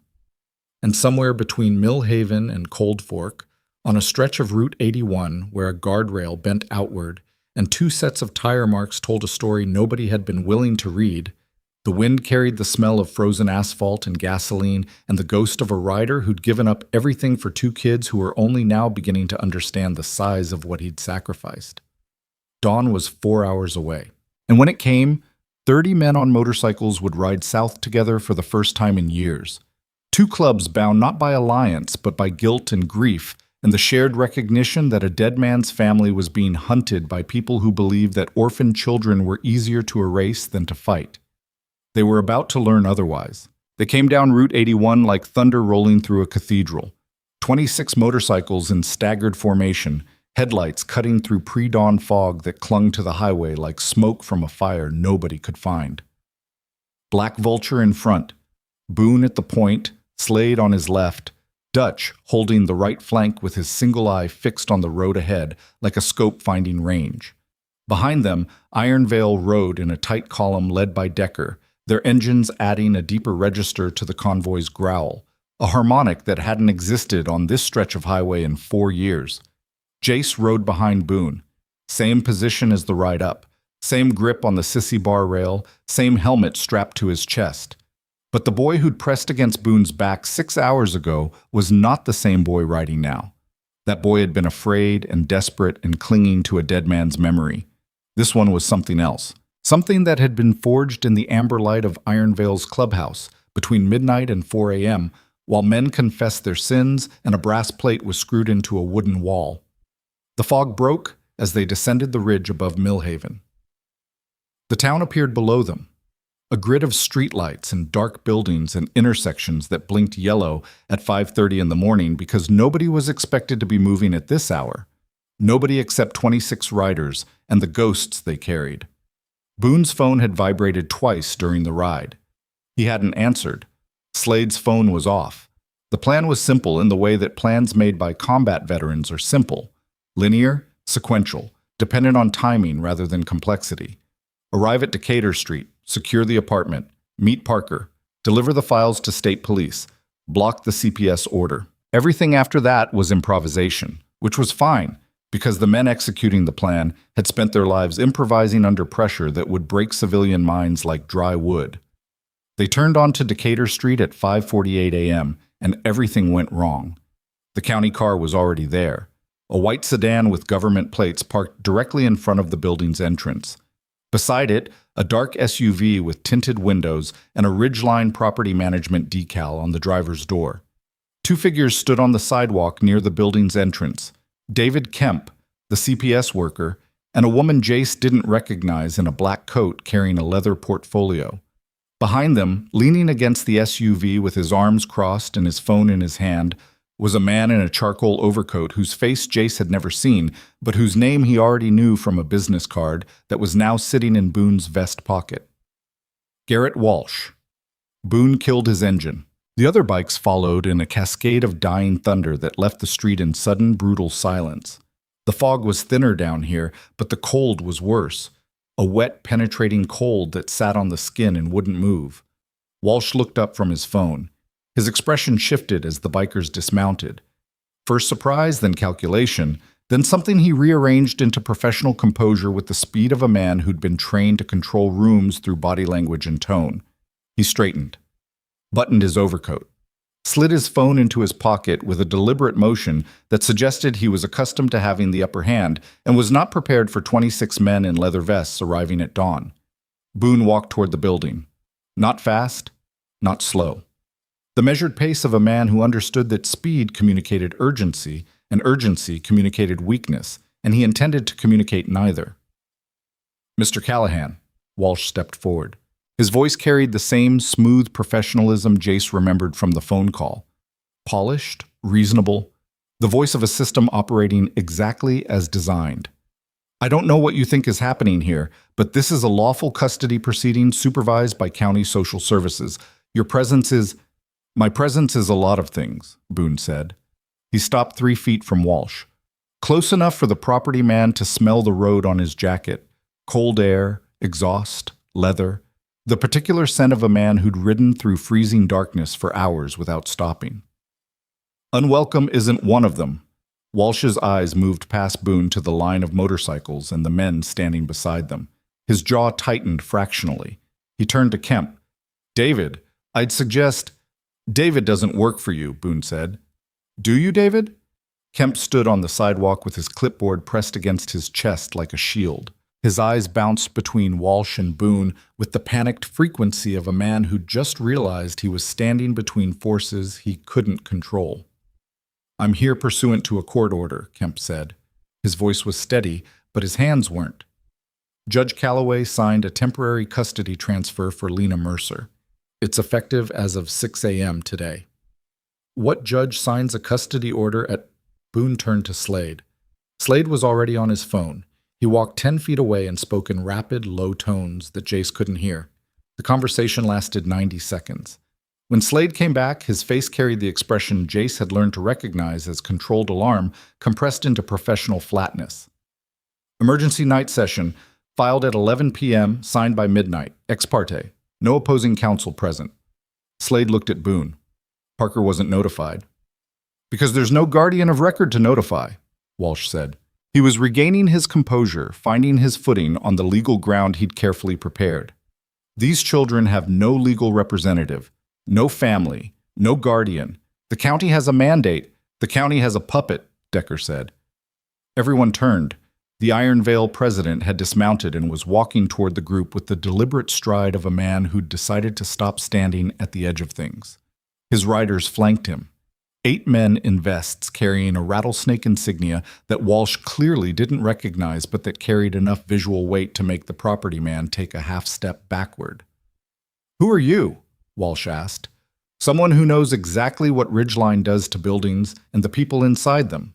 Decker stopped beside Boone. The 2 men stood shoulder to shoulder, clubs that hadn't shared the same sidewalk in 4 years now occupying the same 3 feet of concrete like they'd been built for this specific formation. "I know because my club helped you do it. 12 properties, 47 tenants displaced. All in this county. All in the last 3 years." Walsh's composure fractured. Not dramatically, just a hairline crack that ran through his expression like a fault line shifting. The twitch of his left eye, the micro-adjustment of his weight backward, the way his hand moved toward his phone pocket before stopping. I don't know what you're... I have the files, Slade said. He held up his phone. Contracts between Ridgeline Property Management and Iron Vale. MC. Payment records. Property addresses. Communication logs between Victor Dane and club leadership detailing specific intimidation tactics. All of it photographed and forwarded to a criminal defense attorney named Parker, who is currently on the phone with the State Police Bureau of Investigation. Walsh's face went white. Not the white of fear, the white of calculation collapsing, of a machine encountering variables it wasn't designed to process. He looked at Kemp. The CPS worker was standing very still, his clipboard lowered, his eyes fixed on Walsh with an expression that was rapidly transitioning from professional cooperation to professional distance. "David," Walsh said, "the order is signed. Execute it." Kemp didn't move. "David?" "I'm not entering that building," Kemp said quietly. "Not until I understand what's happening here." "What's happening is a lawful..." "What's happening," Boone said, stepping forward until his chest was close enough to Walsh's face that the property man had to tilt his head back to maintain eye contact, "is that you used a county agency to manufacture a custody case against 2 orphaned children so you could clear a building you intend to flip. You filed a false drug tip to accelerate the timeline. You sent an inspector with CPS to create a paper trail. And you got a judge to sign an emergency order at midnight without notifying opposing counsel because there was no counsel to notify." Boone's voice was barely above a whisper. "And now you're standing on a sidewalk at dawn trying to take a 14-year-old girl from the only home she has left." Walsh's hand went to his phone. This time he pulled it out. "I'm calling the police." "Good," Boone said. "Tell them to bring a detective." The standoff lasted 14 minutes. Walsh retreated to his SUV and made 3 phone calls in rapid succession, his voice muffled through the tinted windows, but his gestures visible, sharp, agitated. The movements of a man whose playbook had been shredded and who was reaching for backup that might not exist. Kemp stood on the sidewalk with his clipboard hanging at his side and his face carrying the expression of a man undergoing a real-time professional crisis. The woman in the black coat, who Jace later learned was Walsh's legal coordinator, sat in the county car and made her own calls with the calm efficiency of someone already preparing to distance herself from whatever was about to happen. Boone used the 14 minutes. He sent Dutch and 2 Iron Vale riders to the building's rear entrance. He positioned Rusty near the main door. He called May inside the apartment. She answered on the first ring, her voice steady, Lena's voice audible in the background asking what was happening, and told her to lock the door and not open it for anyone who wasn't wearing a Black Vulture or Iron Vale patch. At 6:12 a.m., 2 county police cruisers arrived. The officers who stepped out were young, late 20s, maybe early 30s, and their body language communicated the particular tension of law enforcement arriving at a scene that doesn't fit any standard category. Motorcycle gang? Custody dispute? Property conflict? Their training had prepared them for each of these individually, not for all of them simultaneously. The senior officer approached Boone first. Name tape read, Morrison. "Someone want to tell me what's going on?" Walsh emerged from his SUV. "Officer, I'm Garrett Walsh with Ridgeline Property Management. I have a valid court order for the transfer of custody of a minor child from this building. These individuals are obstructing..." "He's lying." Jay stepped forward. His voice was clear, steady, carrying a conviction that surprised even him, because 6 hours ago he'd been sitting in a clubhouse learning that his brother might have been murdered, and now he was standing on a sidewalk at dawn telling a police officer the truth with 26 bikers at his back. "He's been trying to evict me and my sister for weeks. He sent fake drug tips to CPS. He had a judge sign a midnight order without telling anyone. And his company..." Jace's voice cracked, but he pushed through it. "His company may have killed my brother." Morrison's eyes moved from Jace to Walsh to the line of motorcycles to Boone and back to Jace. His hand rested on his belt, not on his weapon, just on the belt, a neutral position that kept options open. "That's a significant accusation." "We have documentation," Slade said. He stepped forward with his phone. Financial records showing Ridgeline paid a motorcycle club to intimidate tenants out of properties across this county. Communication logs detailing the strategy. And physical evidence at a crash site on Route 81 that's inconsistent with the accident report filed for Ryder Mercer's death 3 weeks ago. Morrison looked at the phone, then at Walsh. The property man's composure had deteriorated visibly, sweat on his forehead despite the freezing temperature, rapid blinking, the micro-tremors of a man whose nervous system was processing the difference between a controlled operation and a catastrophic exposure. "I want these people removed from the premises," Walsh said. "They're trespassing. This is a public sidewalk," Morrison said.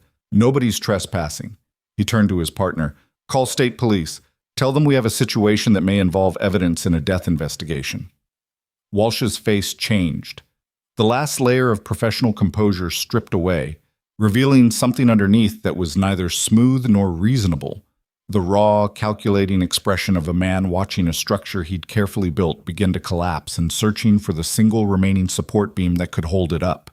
He found it. "The custody order is valid," Walsh said. His voice had dropped the polished tone and picked up something harder, desperate. "Signed by Judge Calloway. Effective 6 a.m. If that child isn't produced for transfer, you're in violation of a court order. All of you." Morrison hesitated, because Walsh was right. Whatever else was happening, the files, the evidence, the death investigation, the custody order existed. It was signed. It was legal until a court said otherwise. And the clock had passed 6 a.m. 7 minutes ago. "Boone," Morrison turned to him. His voice carried genuine conflict. "I don't know what's in those files. I don't know what happened on Route 81. But I've got a signed order from a sitting judge. I can't ignore it." Boone stood on the sidewalk in the gray dawn light, with 26 men behind him, and a police officer in front of him, and a signed court order between him and the girl upstairs, and every single option he had was bad. Comply and lose Lena. Refuse and give Walsh the legal ammunition to paint the bikers as lawless obstructionists. Fight and destroy everything they'd built in the last 48 hours. He chose the fourth option, the one that didn't exist until he created it. "May," Boone said into his phone, "bring Lena down." Jace grabbed Boone's arm. No, you can't. Trust me." 2 words, spoken with the absolute conviction of a man who'd calculated 6 moves ahead and was betting everything on the sequence. Jace's hand stayed on Boone's arm. His fingers dug into the leather. His eyes searched Boone's face for the lie, the betrayal, the crack that would confirm his worst fear. That this was just another adult making promises he couldn't keep. He didn't find it. He let go. The building's front door opened. May walked out first, her gray hair catching the early light, her face set in an expression that communicated nothing to anyone who didn't know her and everything to the men who did. Behind her, Lena emerged into the cold wearing Ryder's flannel shirt and a pair of boots that were too big for her feet, walking with the rigid posture of a girl who understood she was being walked toward something terrible and had decided to face it standing. Kemp stepped forward reflexively, the trained response of a caseworker executing a court order. Boone held up one hand. "Wait." Kemp stopped. "Before you take this girl anywhere," Boone said, addressing Morrison now, not Walsh, not Kemp, only the officer with the badge and the authority and the conflict in his eyes. "I want it on record, on your body camera, on your partner's camera, on every recording device present, that May Callahan of 1847 Ridge Road, Mill Haven, filed a guardianship petition for Lena Mercer 3 hours ago with the family court clerk's emergency intake line. The petition is supported by documentation of stable housing, clean background, 22 years at the same address, and evidence that the current custody action was initiated through fraudulent means by a private company with financial interest in removing these children from their home." Morrison blinked. 3 hours ago? Parker filed it at 3:17 a.m., Slade confirmed. He held up his phone showing the confirmation email.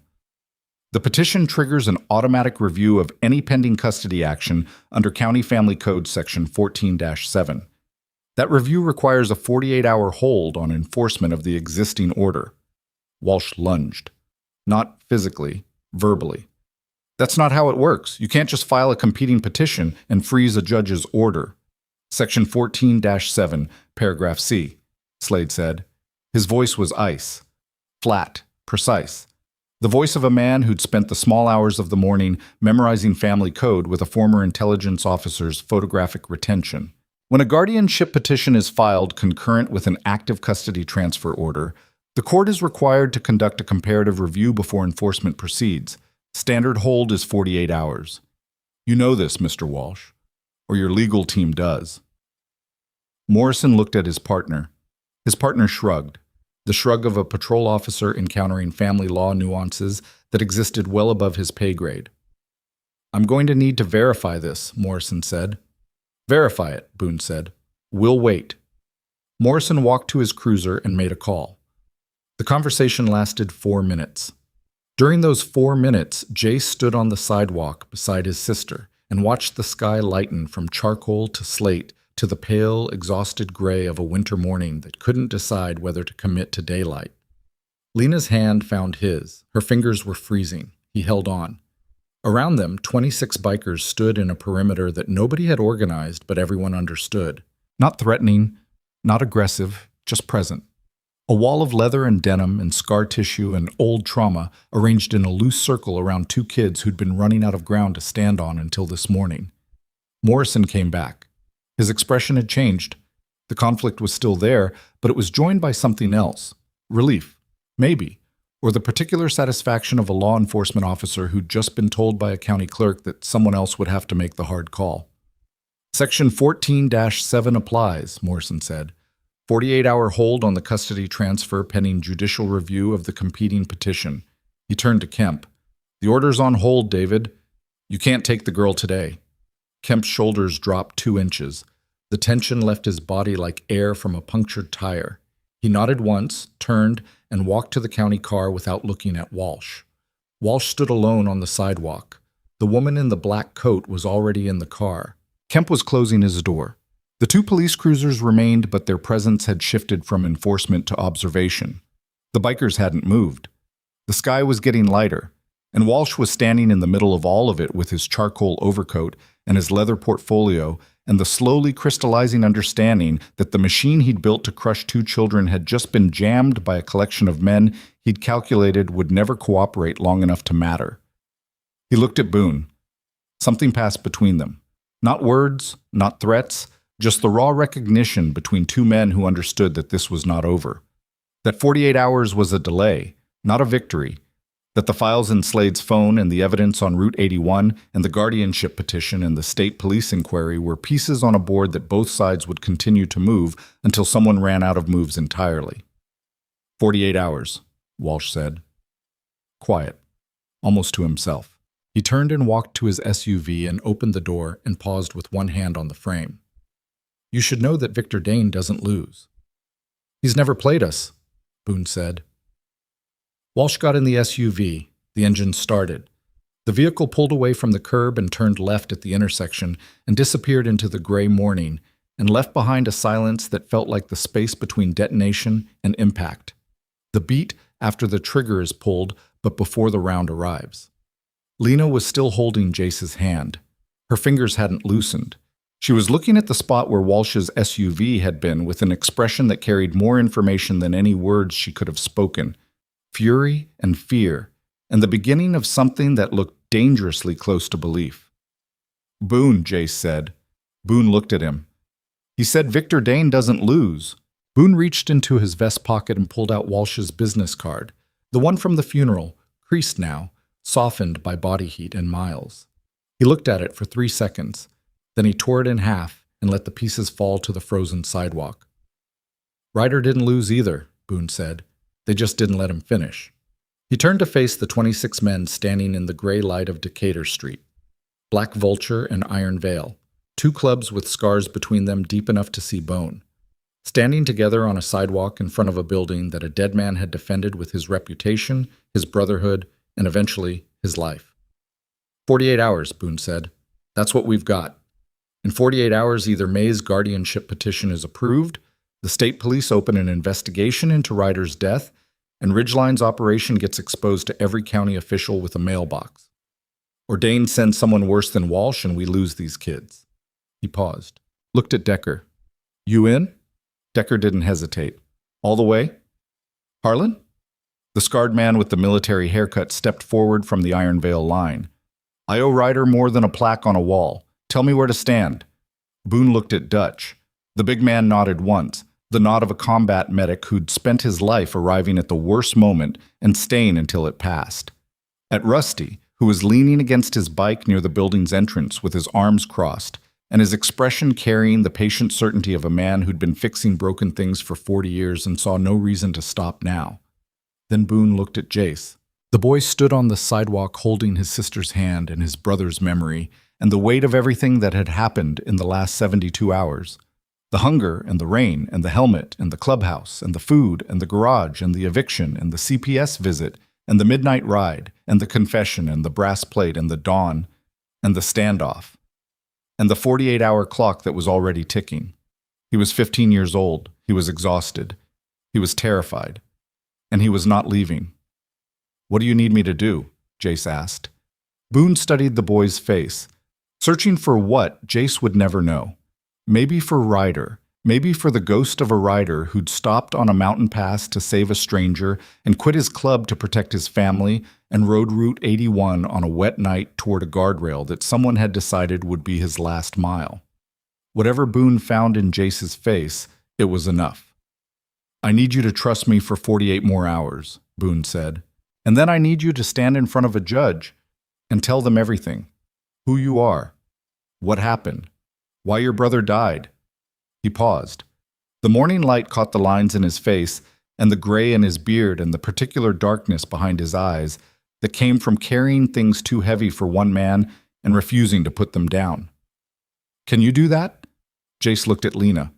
His sister looked back at him, 14 years old, standing in boots too big for her feet and a dead man's flannel shirt and the freezing morning air of a life that had tried to crush her for 3 weeks and hadn't succeeded because she was still here.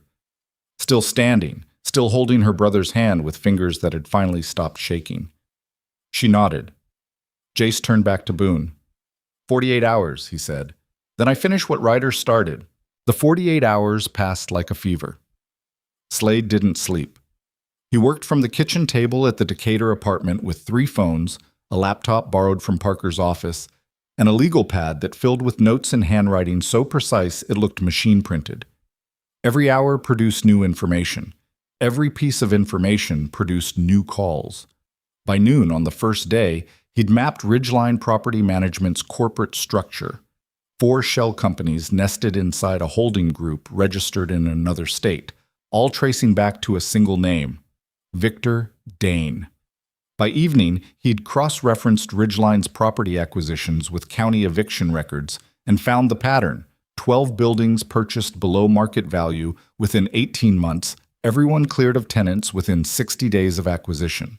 Everyone resold at 3 to 5 times the purchase price. By midnight, Parker had assembled the guardianship petition into something that read less like a legal filing and more like an indictment. Boone coordinated from the clubhouse.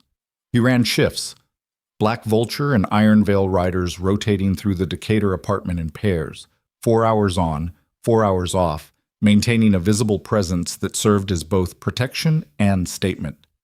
The building's rear entrance was watched by Dutch, who sat in a folding chair with a thermos of coffee and the patient immobility of a man who'd spent entire deployments waiting for something to happen, and had long ago made peace with stillness.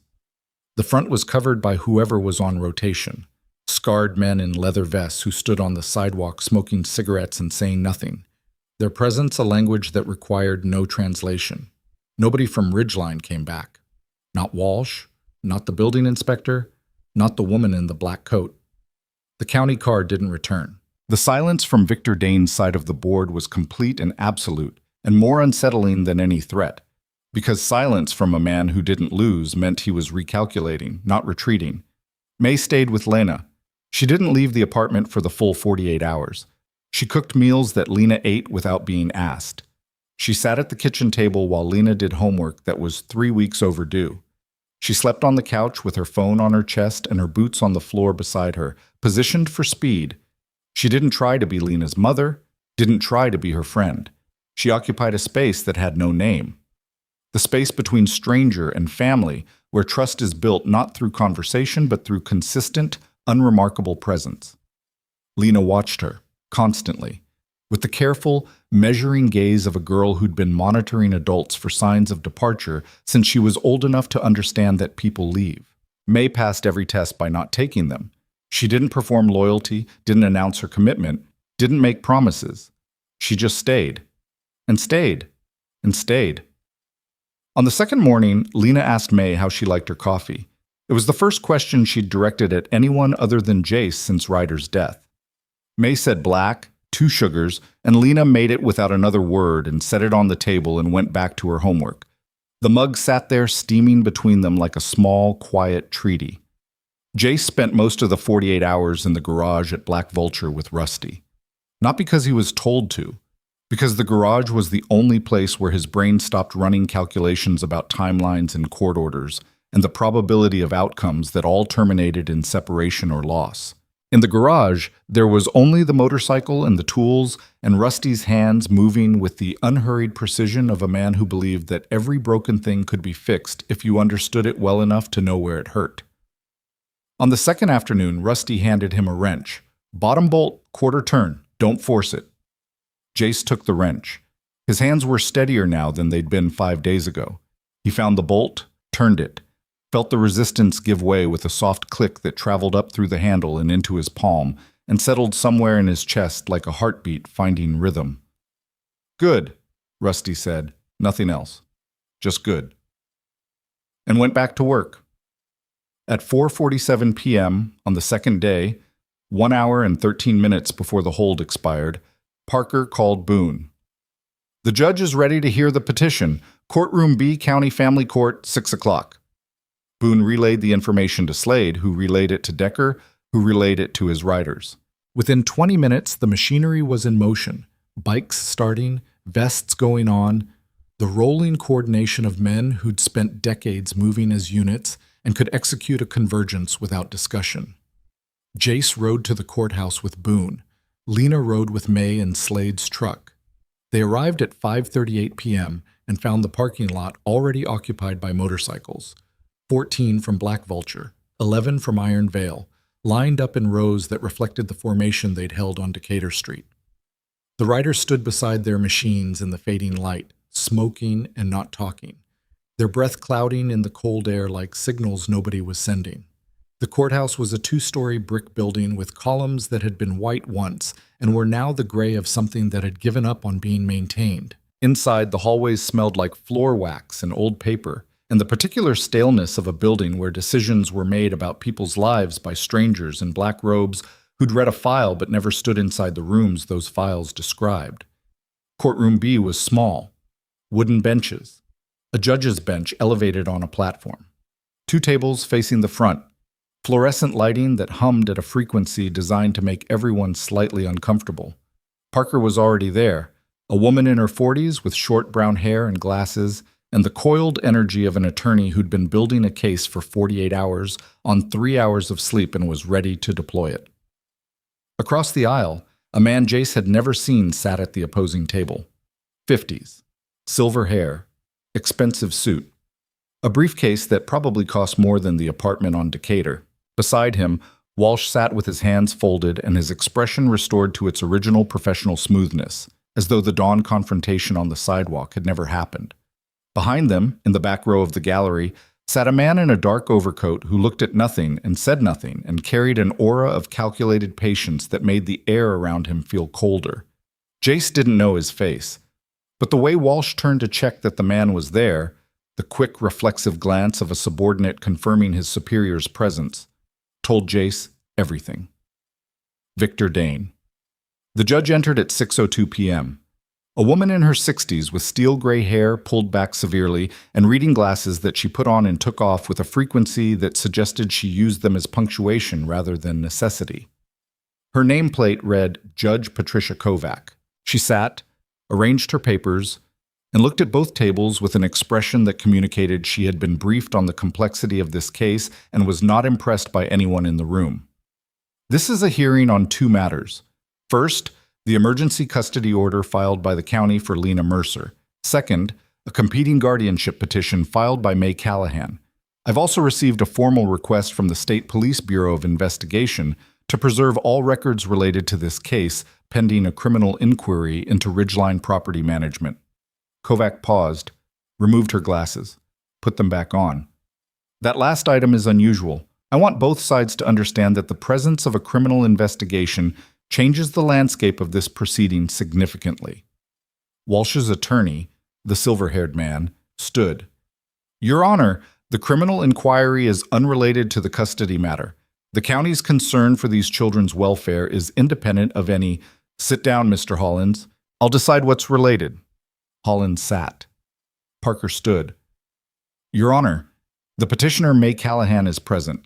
She meets all statutory requirements for emergency guardianship: stable residence, clean background, financial stability, and an established relationship with both children. Additionally, we provided the court with documented evidence that the original custody action was initiated at the direct request of Ridgeline Property Management, whose financial interest in vacating the children's home constitutes a conflict of interest that taints the entire proceeding. I've reviewed your filing, Kovac said. It's thorough. She turned to Hollins. Mr. Hollins, your client's position? Hollins stood again, buttoned his jacket, deployed the smooth, authoritative tone of a high-dollar attorney addressing a small county judge. Your Honor, the county's concern is straightforward. These children lack a legal guardian. The home is substandard. There is an open CPS investigation, including a drug allegation. Mrs. Callahan's petition, while admirable, was filed 48 hours ago by a woman with no familial connection to— Objection, Parker said. The drug allegation was an anonymous tip. CPS has found no evidence of drugs in the home. Additionally, we have documentation suggesting the tip was filed by or on behalf of Ridgeline Property Management as part of a coordinated campaign to— Your Honor, Hollins raised his voice, this is speculation. It's not speculation, Jace said. The courtroom went silent. Jace was standing. He hadn't planned to stand. His body had made the decision before his brain could evaluate it, rising from the bench behind Parker's table with the involuntary force of a person who'd listened to enough people talk about his life without including him in the conversation. Kovac looked at him. And you are? Jace Mercer. Ryder was my brother. Lena's my sister. I'm the one they're trying to get rid of. Jace, Parker started. Let him speak, Kovac said.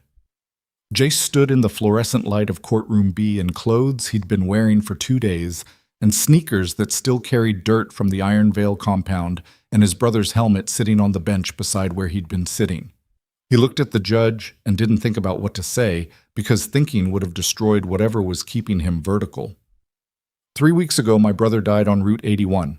The accident report says he lost control. But there are tire marks at that guardrail from a second vehicle, a vehicle that accelerated into the curve behind him. Nobody investigated that because nobody cared enough to look. He paused, swallowed. My brother used to ride with Iron Vale MC. He quit 3 years ago because he found out they were helping Ridgeline scare people out of their homes. He walked away from his club, his brothers, his life, everything, because he wouldn't be part of that. And then Ridgeline bought our building, and then my brother died on the road 3 miles from our front door. And then the same company started trying to take our home and separate me from my sister. He looked at Walsh. Walsh didn't meet his eyes. He looked at the man in the back row. Victor Dane sat motionless, watching. His expression was empty, not neutral, but empty. The vacancy of a person who'd learned to remove himself from the consequences of his decisions so completely that other people's pain registered as information rather than feeling.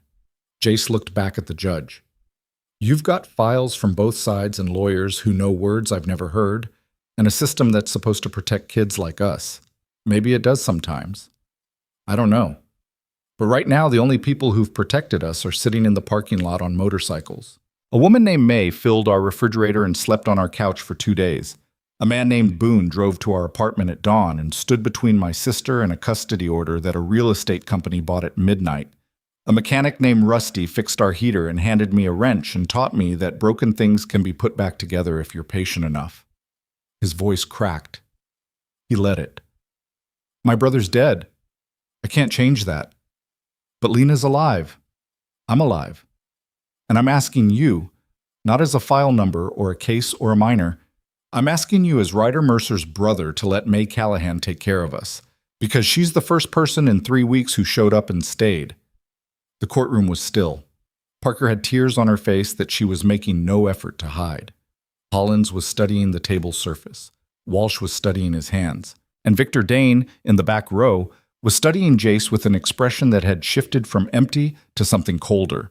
The expression of a man recalculating a situation he'd expected to control and discovering that a 15-year-old boy standing in dirty sneakers had just changed the arithmetic. Kovac removed her glasses. Put them down. Didn't pick them back up.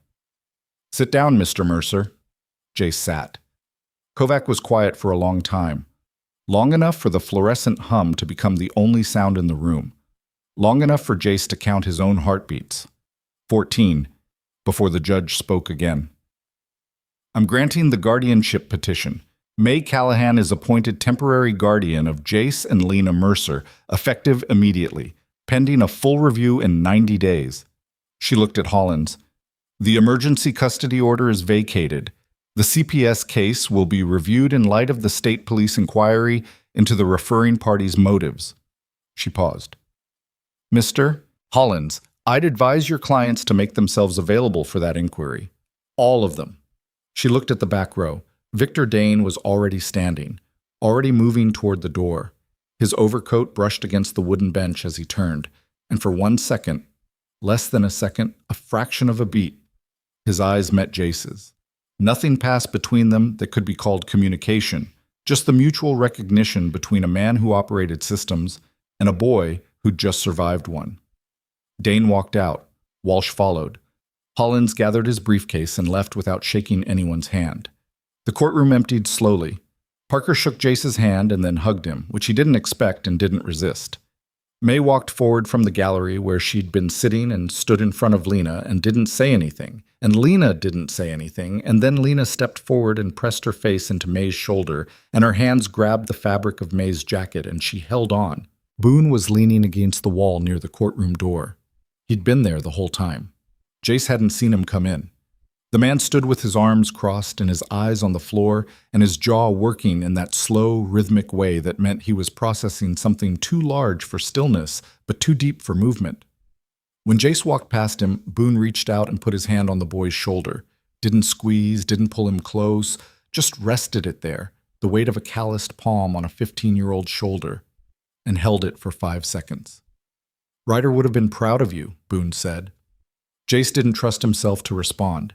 He nodded and walked through the courthouse doors into the cold evening air, where 25 motorcycles sat in the parking lot and the men who rode them stood in the fading light, waiting. Decker was the first to approach.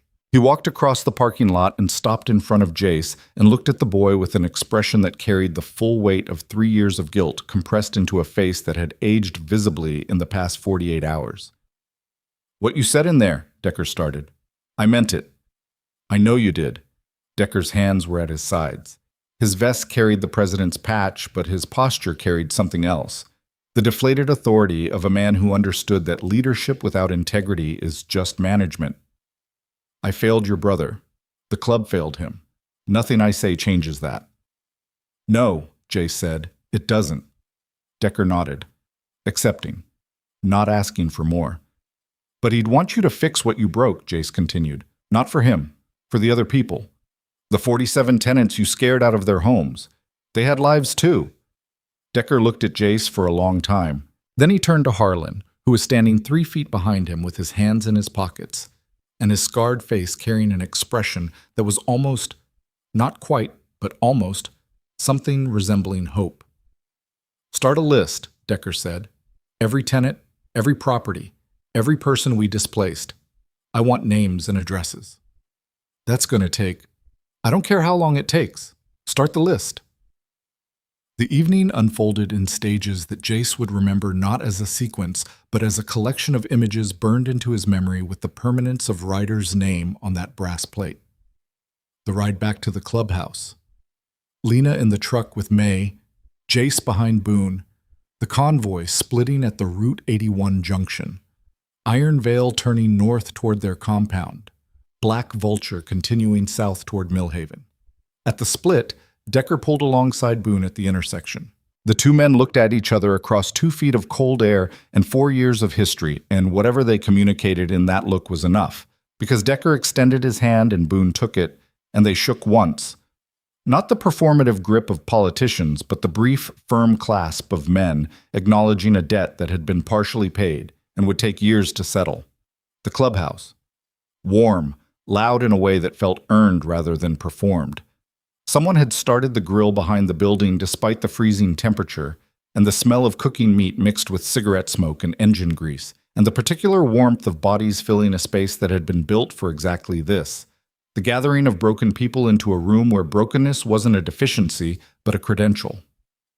May in the kitchen, cooking with the methodical efficiency of a woman who expressed love through the production of food and saw no reason to explain the translation. Lena beside her, not helping exactly, more like occupying adjacent space, her hand occasionally reaching for something May needed before May asked for it, the two of them developing a rhythm that had no choreography but found its own pattern. Rusty in the corner by the jukebox, drinking coffee from a mug that said, "World's okayest mechanic." A gift, Jace would later learn, from a man who died 6 years ago and whose name Rusty never mentioned but whose mug he used every single day. Dutch at the bar, his single eye watching the room with the steady surveillance of a man who'd appointed himself guardian of this specific perimeter and would maintain that post until someone physically removed him. Slade on the phone. Always on the phone, coordinating with Parker, with the state police, with county officials who were suddenly very interested in Ridgeline property management now that a judge had publicly referenced a criminal inquiry. And Boone, sitting at the end of the bar with a whiskey he wasn't drinking, his eyes moving across the room with an expression that Jace couldn't read until much later, when he'd learned enough about the man to understand that Boone's version of happiness looked exactly like everything else. Controlled, measured, contained. But present. Unmistakably present. Jace sat on the cracked leather couch, the same couch he'd sat on 5 days ago, soaking wet and starving, holding a dead man's helmet and offering to sell it for $5. The leather was warm now. The room was warm. The helmet sat beside him, the Iron Veil Rider's decal catching the light from the bar's amber fixtures, and for the first time since Ryder's death, looking at it didn't feel like looking at a wound. It felt like looking at a map. A record of where his brother had been and what he'd stood for, and why he'd made the choices he made. Lena appeared from the kitchen carrying 2 mugs of coffee. She handed one to Jace and sat beside him on the couch. Her feet didn't reach the floor. She tucked them beneath her and held the mug with both hands and blew on the surface and watched the steam curl upward and disappear into the permanent cloud of smoke that lived above shoulder height. "May makes bad coffee," Lena said. "Yeah. I told her I'd teach her." Jace looked at his sister. She was almost smiling, not fully. The muscles weren't ready for that yet. But the architecture of a smile was there. The slight lift at the corners of her mouth, the softening around her eyes, the faint relaxation of the jaw that had been clenched for 3 weeks. "She'd probably let you," Jace said. "She already said yes." They sat together on the cracked leather couch and drank bad coffee and listened to the sounds of the clubhouse. The music rolling through blown speakers, the murmur of conversations that carried no urgency, the occasional burst of laughter that rose and fell like something natural. Outside, the cold pressed against the windows with the same persistence it had shown all week, but inside the walls held, and the heater worked, and the people filling the room had no intention of leaving. Later that night, much later, after most of the food was gone and the music had softened and the conversations had settled into the low, comfortable register of people who'd been through something together and survived, Boone walked to the memorial wall at the back of the clubhouse. Jace watched him from the couch. The wall was covered with names, riders lost to roads, to wars, to time, to the accumulated weight of lives lived at high speed on hard surfaces. Each name etched or burned into metal plates that reflected the dim light with the dull warmth of things that had been touched by many hands over many years. Boone pulled a soldering iron from behind the bar, the same kind Decker had used at Iron Veil. He plugged it in and waited while it heated, standing before the wall with the patience of a man performing an act he considered sacred in the only way he knew how. Through fire and metal and the slow, deliberate application of heat to a surface that would carry the mark permanently. He burned 2 lines into a new brass plate. The first line was a name, Ryder Mercer. The second line was beneath it, smaller, in letters that trembled slightly at their edges, the way handwriting trembles when the person writing is holding back something that wants to escape through their hands. Family rides forever. Boone mounted the plate on the wall, stepped back, looked at it. Jace crossed the room. He stood beside Boone and looked at his brother's name on a wall, surrounded by the names of men he'd never met who'd ridden the same roads and survived the same wars and died in the same ways, violently, quietly, alone, surrounded, too young, too old, before they were ready. "He should have been here," Jace said. Boone was quiet for a while. The soldering iron cooled on the bar behind them, ticking softly as the metal contracted. "He is," Boone said. The state police opened a formal investigation into Ridgeline Property Management the following week. Victor Dane's assets were frozen pending the inquiry. Garrett Walsh turned cooperating witness within 72 hours of the court hearing, trading testimony for consideration in a way that surprised nobody who understood how men like Walsh operated, loyal to the structure until the structure couldn't protect them, then loyal to whoever could. The Route 81 crash site was re-examined by state forensic investigators. The second set of tire marks was documented, photographed, and entered into evidence. The guardrail was finally repaired. Someone, nobody took credit, but Jace suspected Harlan, placed a small metal cross at the mile marker where Ryder died, and the cross remained through winter and spring and into the following summer, weathering but never falling, anchored in the frozen dirt by hands that understood permanence. May's temporary guardianship became permanent at the 90-day review. The hearing lasted 11 minutes. Kovacs signed the order and looked at Jace over her glasses and said, "You're going to be fine, Mr. Mercer." And Jace said, "Yes, ma'am," and meant it in a way he couldn't have meant it 3 months earlier. They moved into May's house on Ridge Road, a 2-story with a covered porch and a detached garage, and a kitchen that May had already rearranged to accommodate 2 teenagers she'd known for less than a week when she volunteered to take them in. Lena got her own room, the first she'd ever had, with a window that looked out over the road where motorcycles passed on their way to and from the clubhouse. Jace's room was across the hall, smaller, with a desk where he did homework and a shelf where Ryder's helmet sat beside a photograph of the 3 of them, Ryder, Jace, Lena, taken at a gas station on Route 81 2 years earlier, all of them squinting into the sun, none of them knowing what was coming. Jace kept going to the garage. Every afternoon after school, Rusty never invited him and never turned him away. The old mechanic taught him engines the way engines should be taught, through silence and repetition, and the gradual accumulation of understanding that comes from putting your hands on broken things and learning how they fit back together. By spring, Jace could rebuild a carburetor without guidance. By summer, he was helping Rusty with full engine teardowns, working side by side in a quiet that communicated more than any conversation either of them would have been comfortable having. One afternoon in April, Rusty handed him a set of keys. "What's this?" "The 74 Shovelhead, the one your brother rebuilt." Rusty wiped his hands on a rag and pushed his glasses up on his forehead. "It's been sitting in the back bay since he brought it in. He asked me to hold it for him, never came back for it." Jace looked at the keys in his palm, small, cold, carrying the weight of a machine his brother had resurrected from a crate of parts that didn't even come from the same decade. "I can't ride yet," Jace said. "No," Rusty agreed, "but you can learn to take care of it until you can." Jace closed his fingers around the keys. The metal warmed in his hand. He put them in his pocket and went back to work. And Rusty went back to work. And the radio hissed between stations, and the afternoon light came through the garage bay door in long golden rectangles that stretched across the oil-stained concrete floor like roads leading somewhere neither of them needed to name. On the last Saturday of that month, Jace sat on the porch at May's house, watching the sun go down behind the ridge. The air was warm for the first time in months. Not summer warm, just the tentative warmth of early spring when the earth is still deciding whether to commit. Lena was inside making coffee with May, and through the open kitchen window, Jace could hear them talking. Actually talking, not just the functional exchanges of cohabitation, but the layered, overlapping conversation of two people who'd found a rhythm together and were comfortable enough to let it meander. Boone's bike appeared on Ridge Road. The sound of the engine preceded the machine itself, a low, rolling bass note that Jace recognized before the headlight crested the hill. Boone pulled into the driveway, killed the engine, and sat on the bike for a moment looking at the house. Then he dismounted and walked up the porch steps and sat in the chair beside Jace without being invited. They watched the last light fade behind the mountains.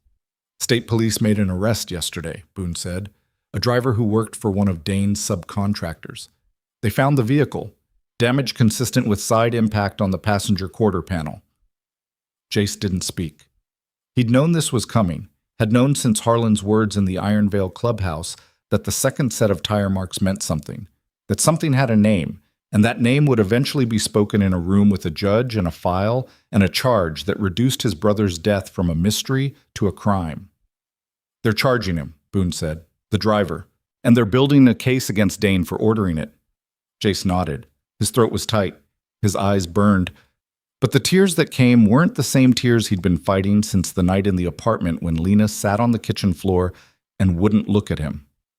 These were different, cleaner, carrying something that had been locked inside his chest for months and was only now finding the exit. He cried, quietly.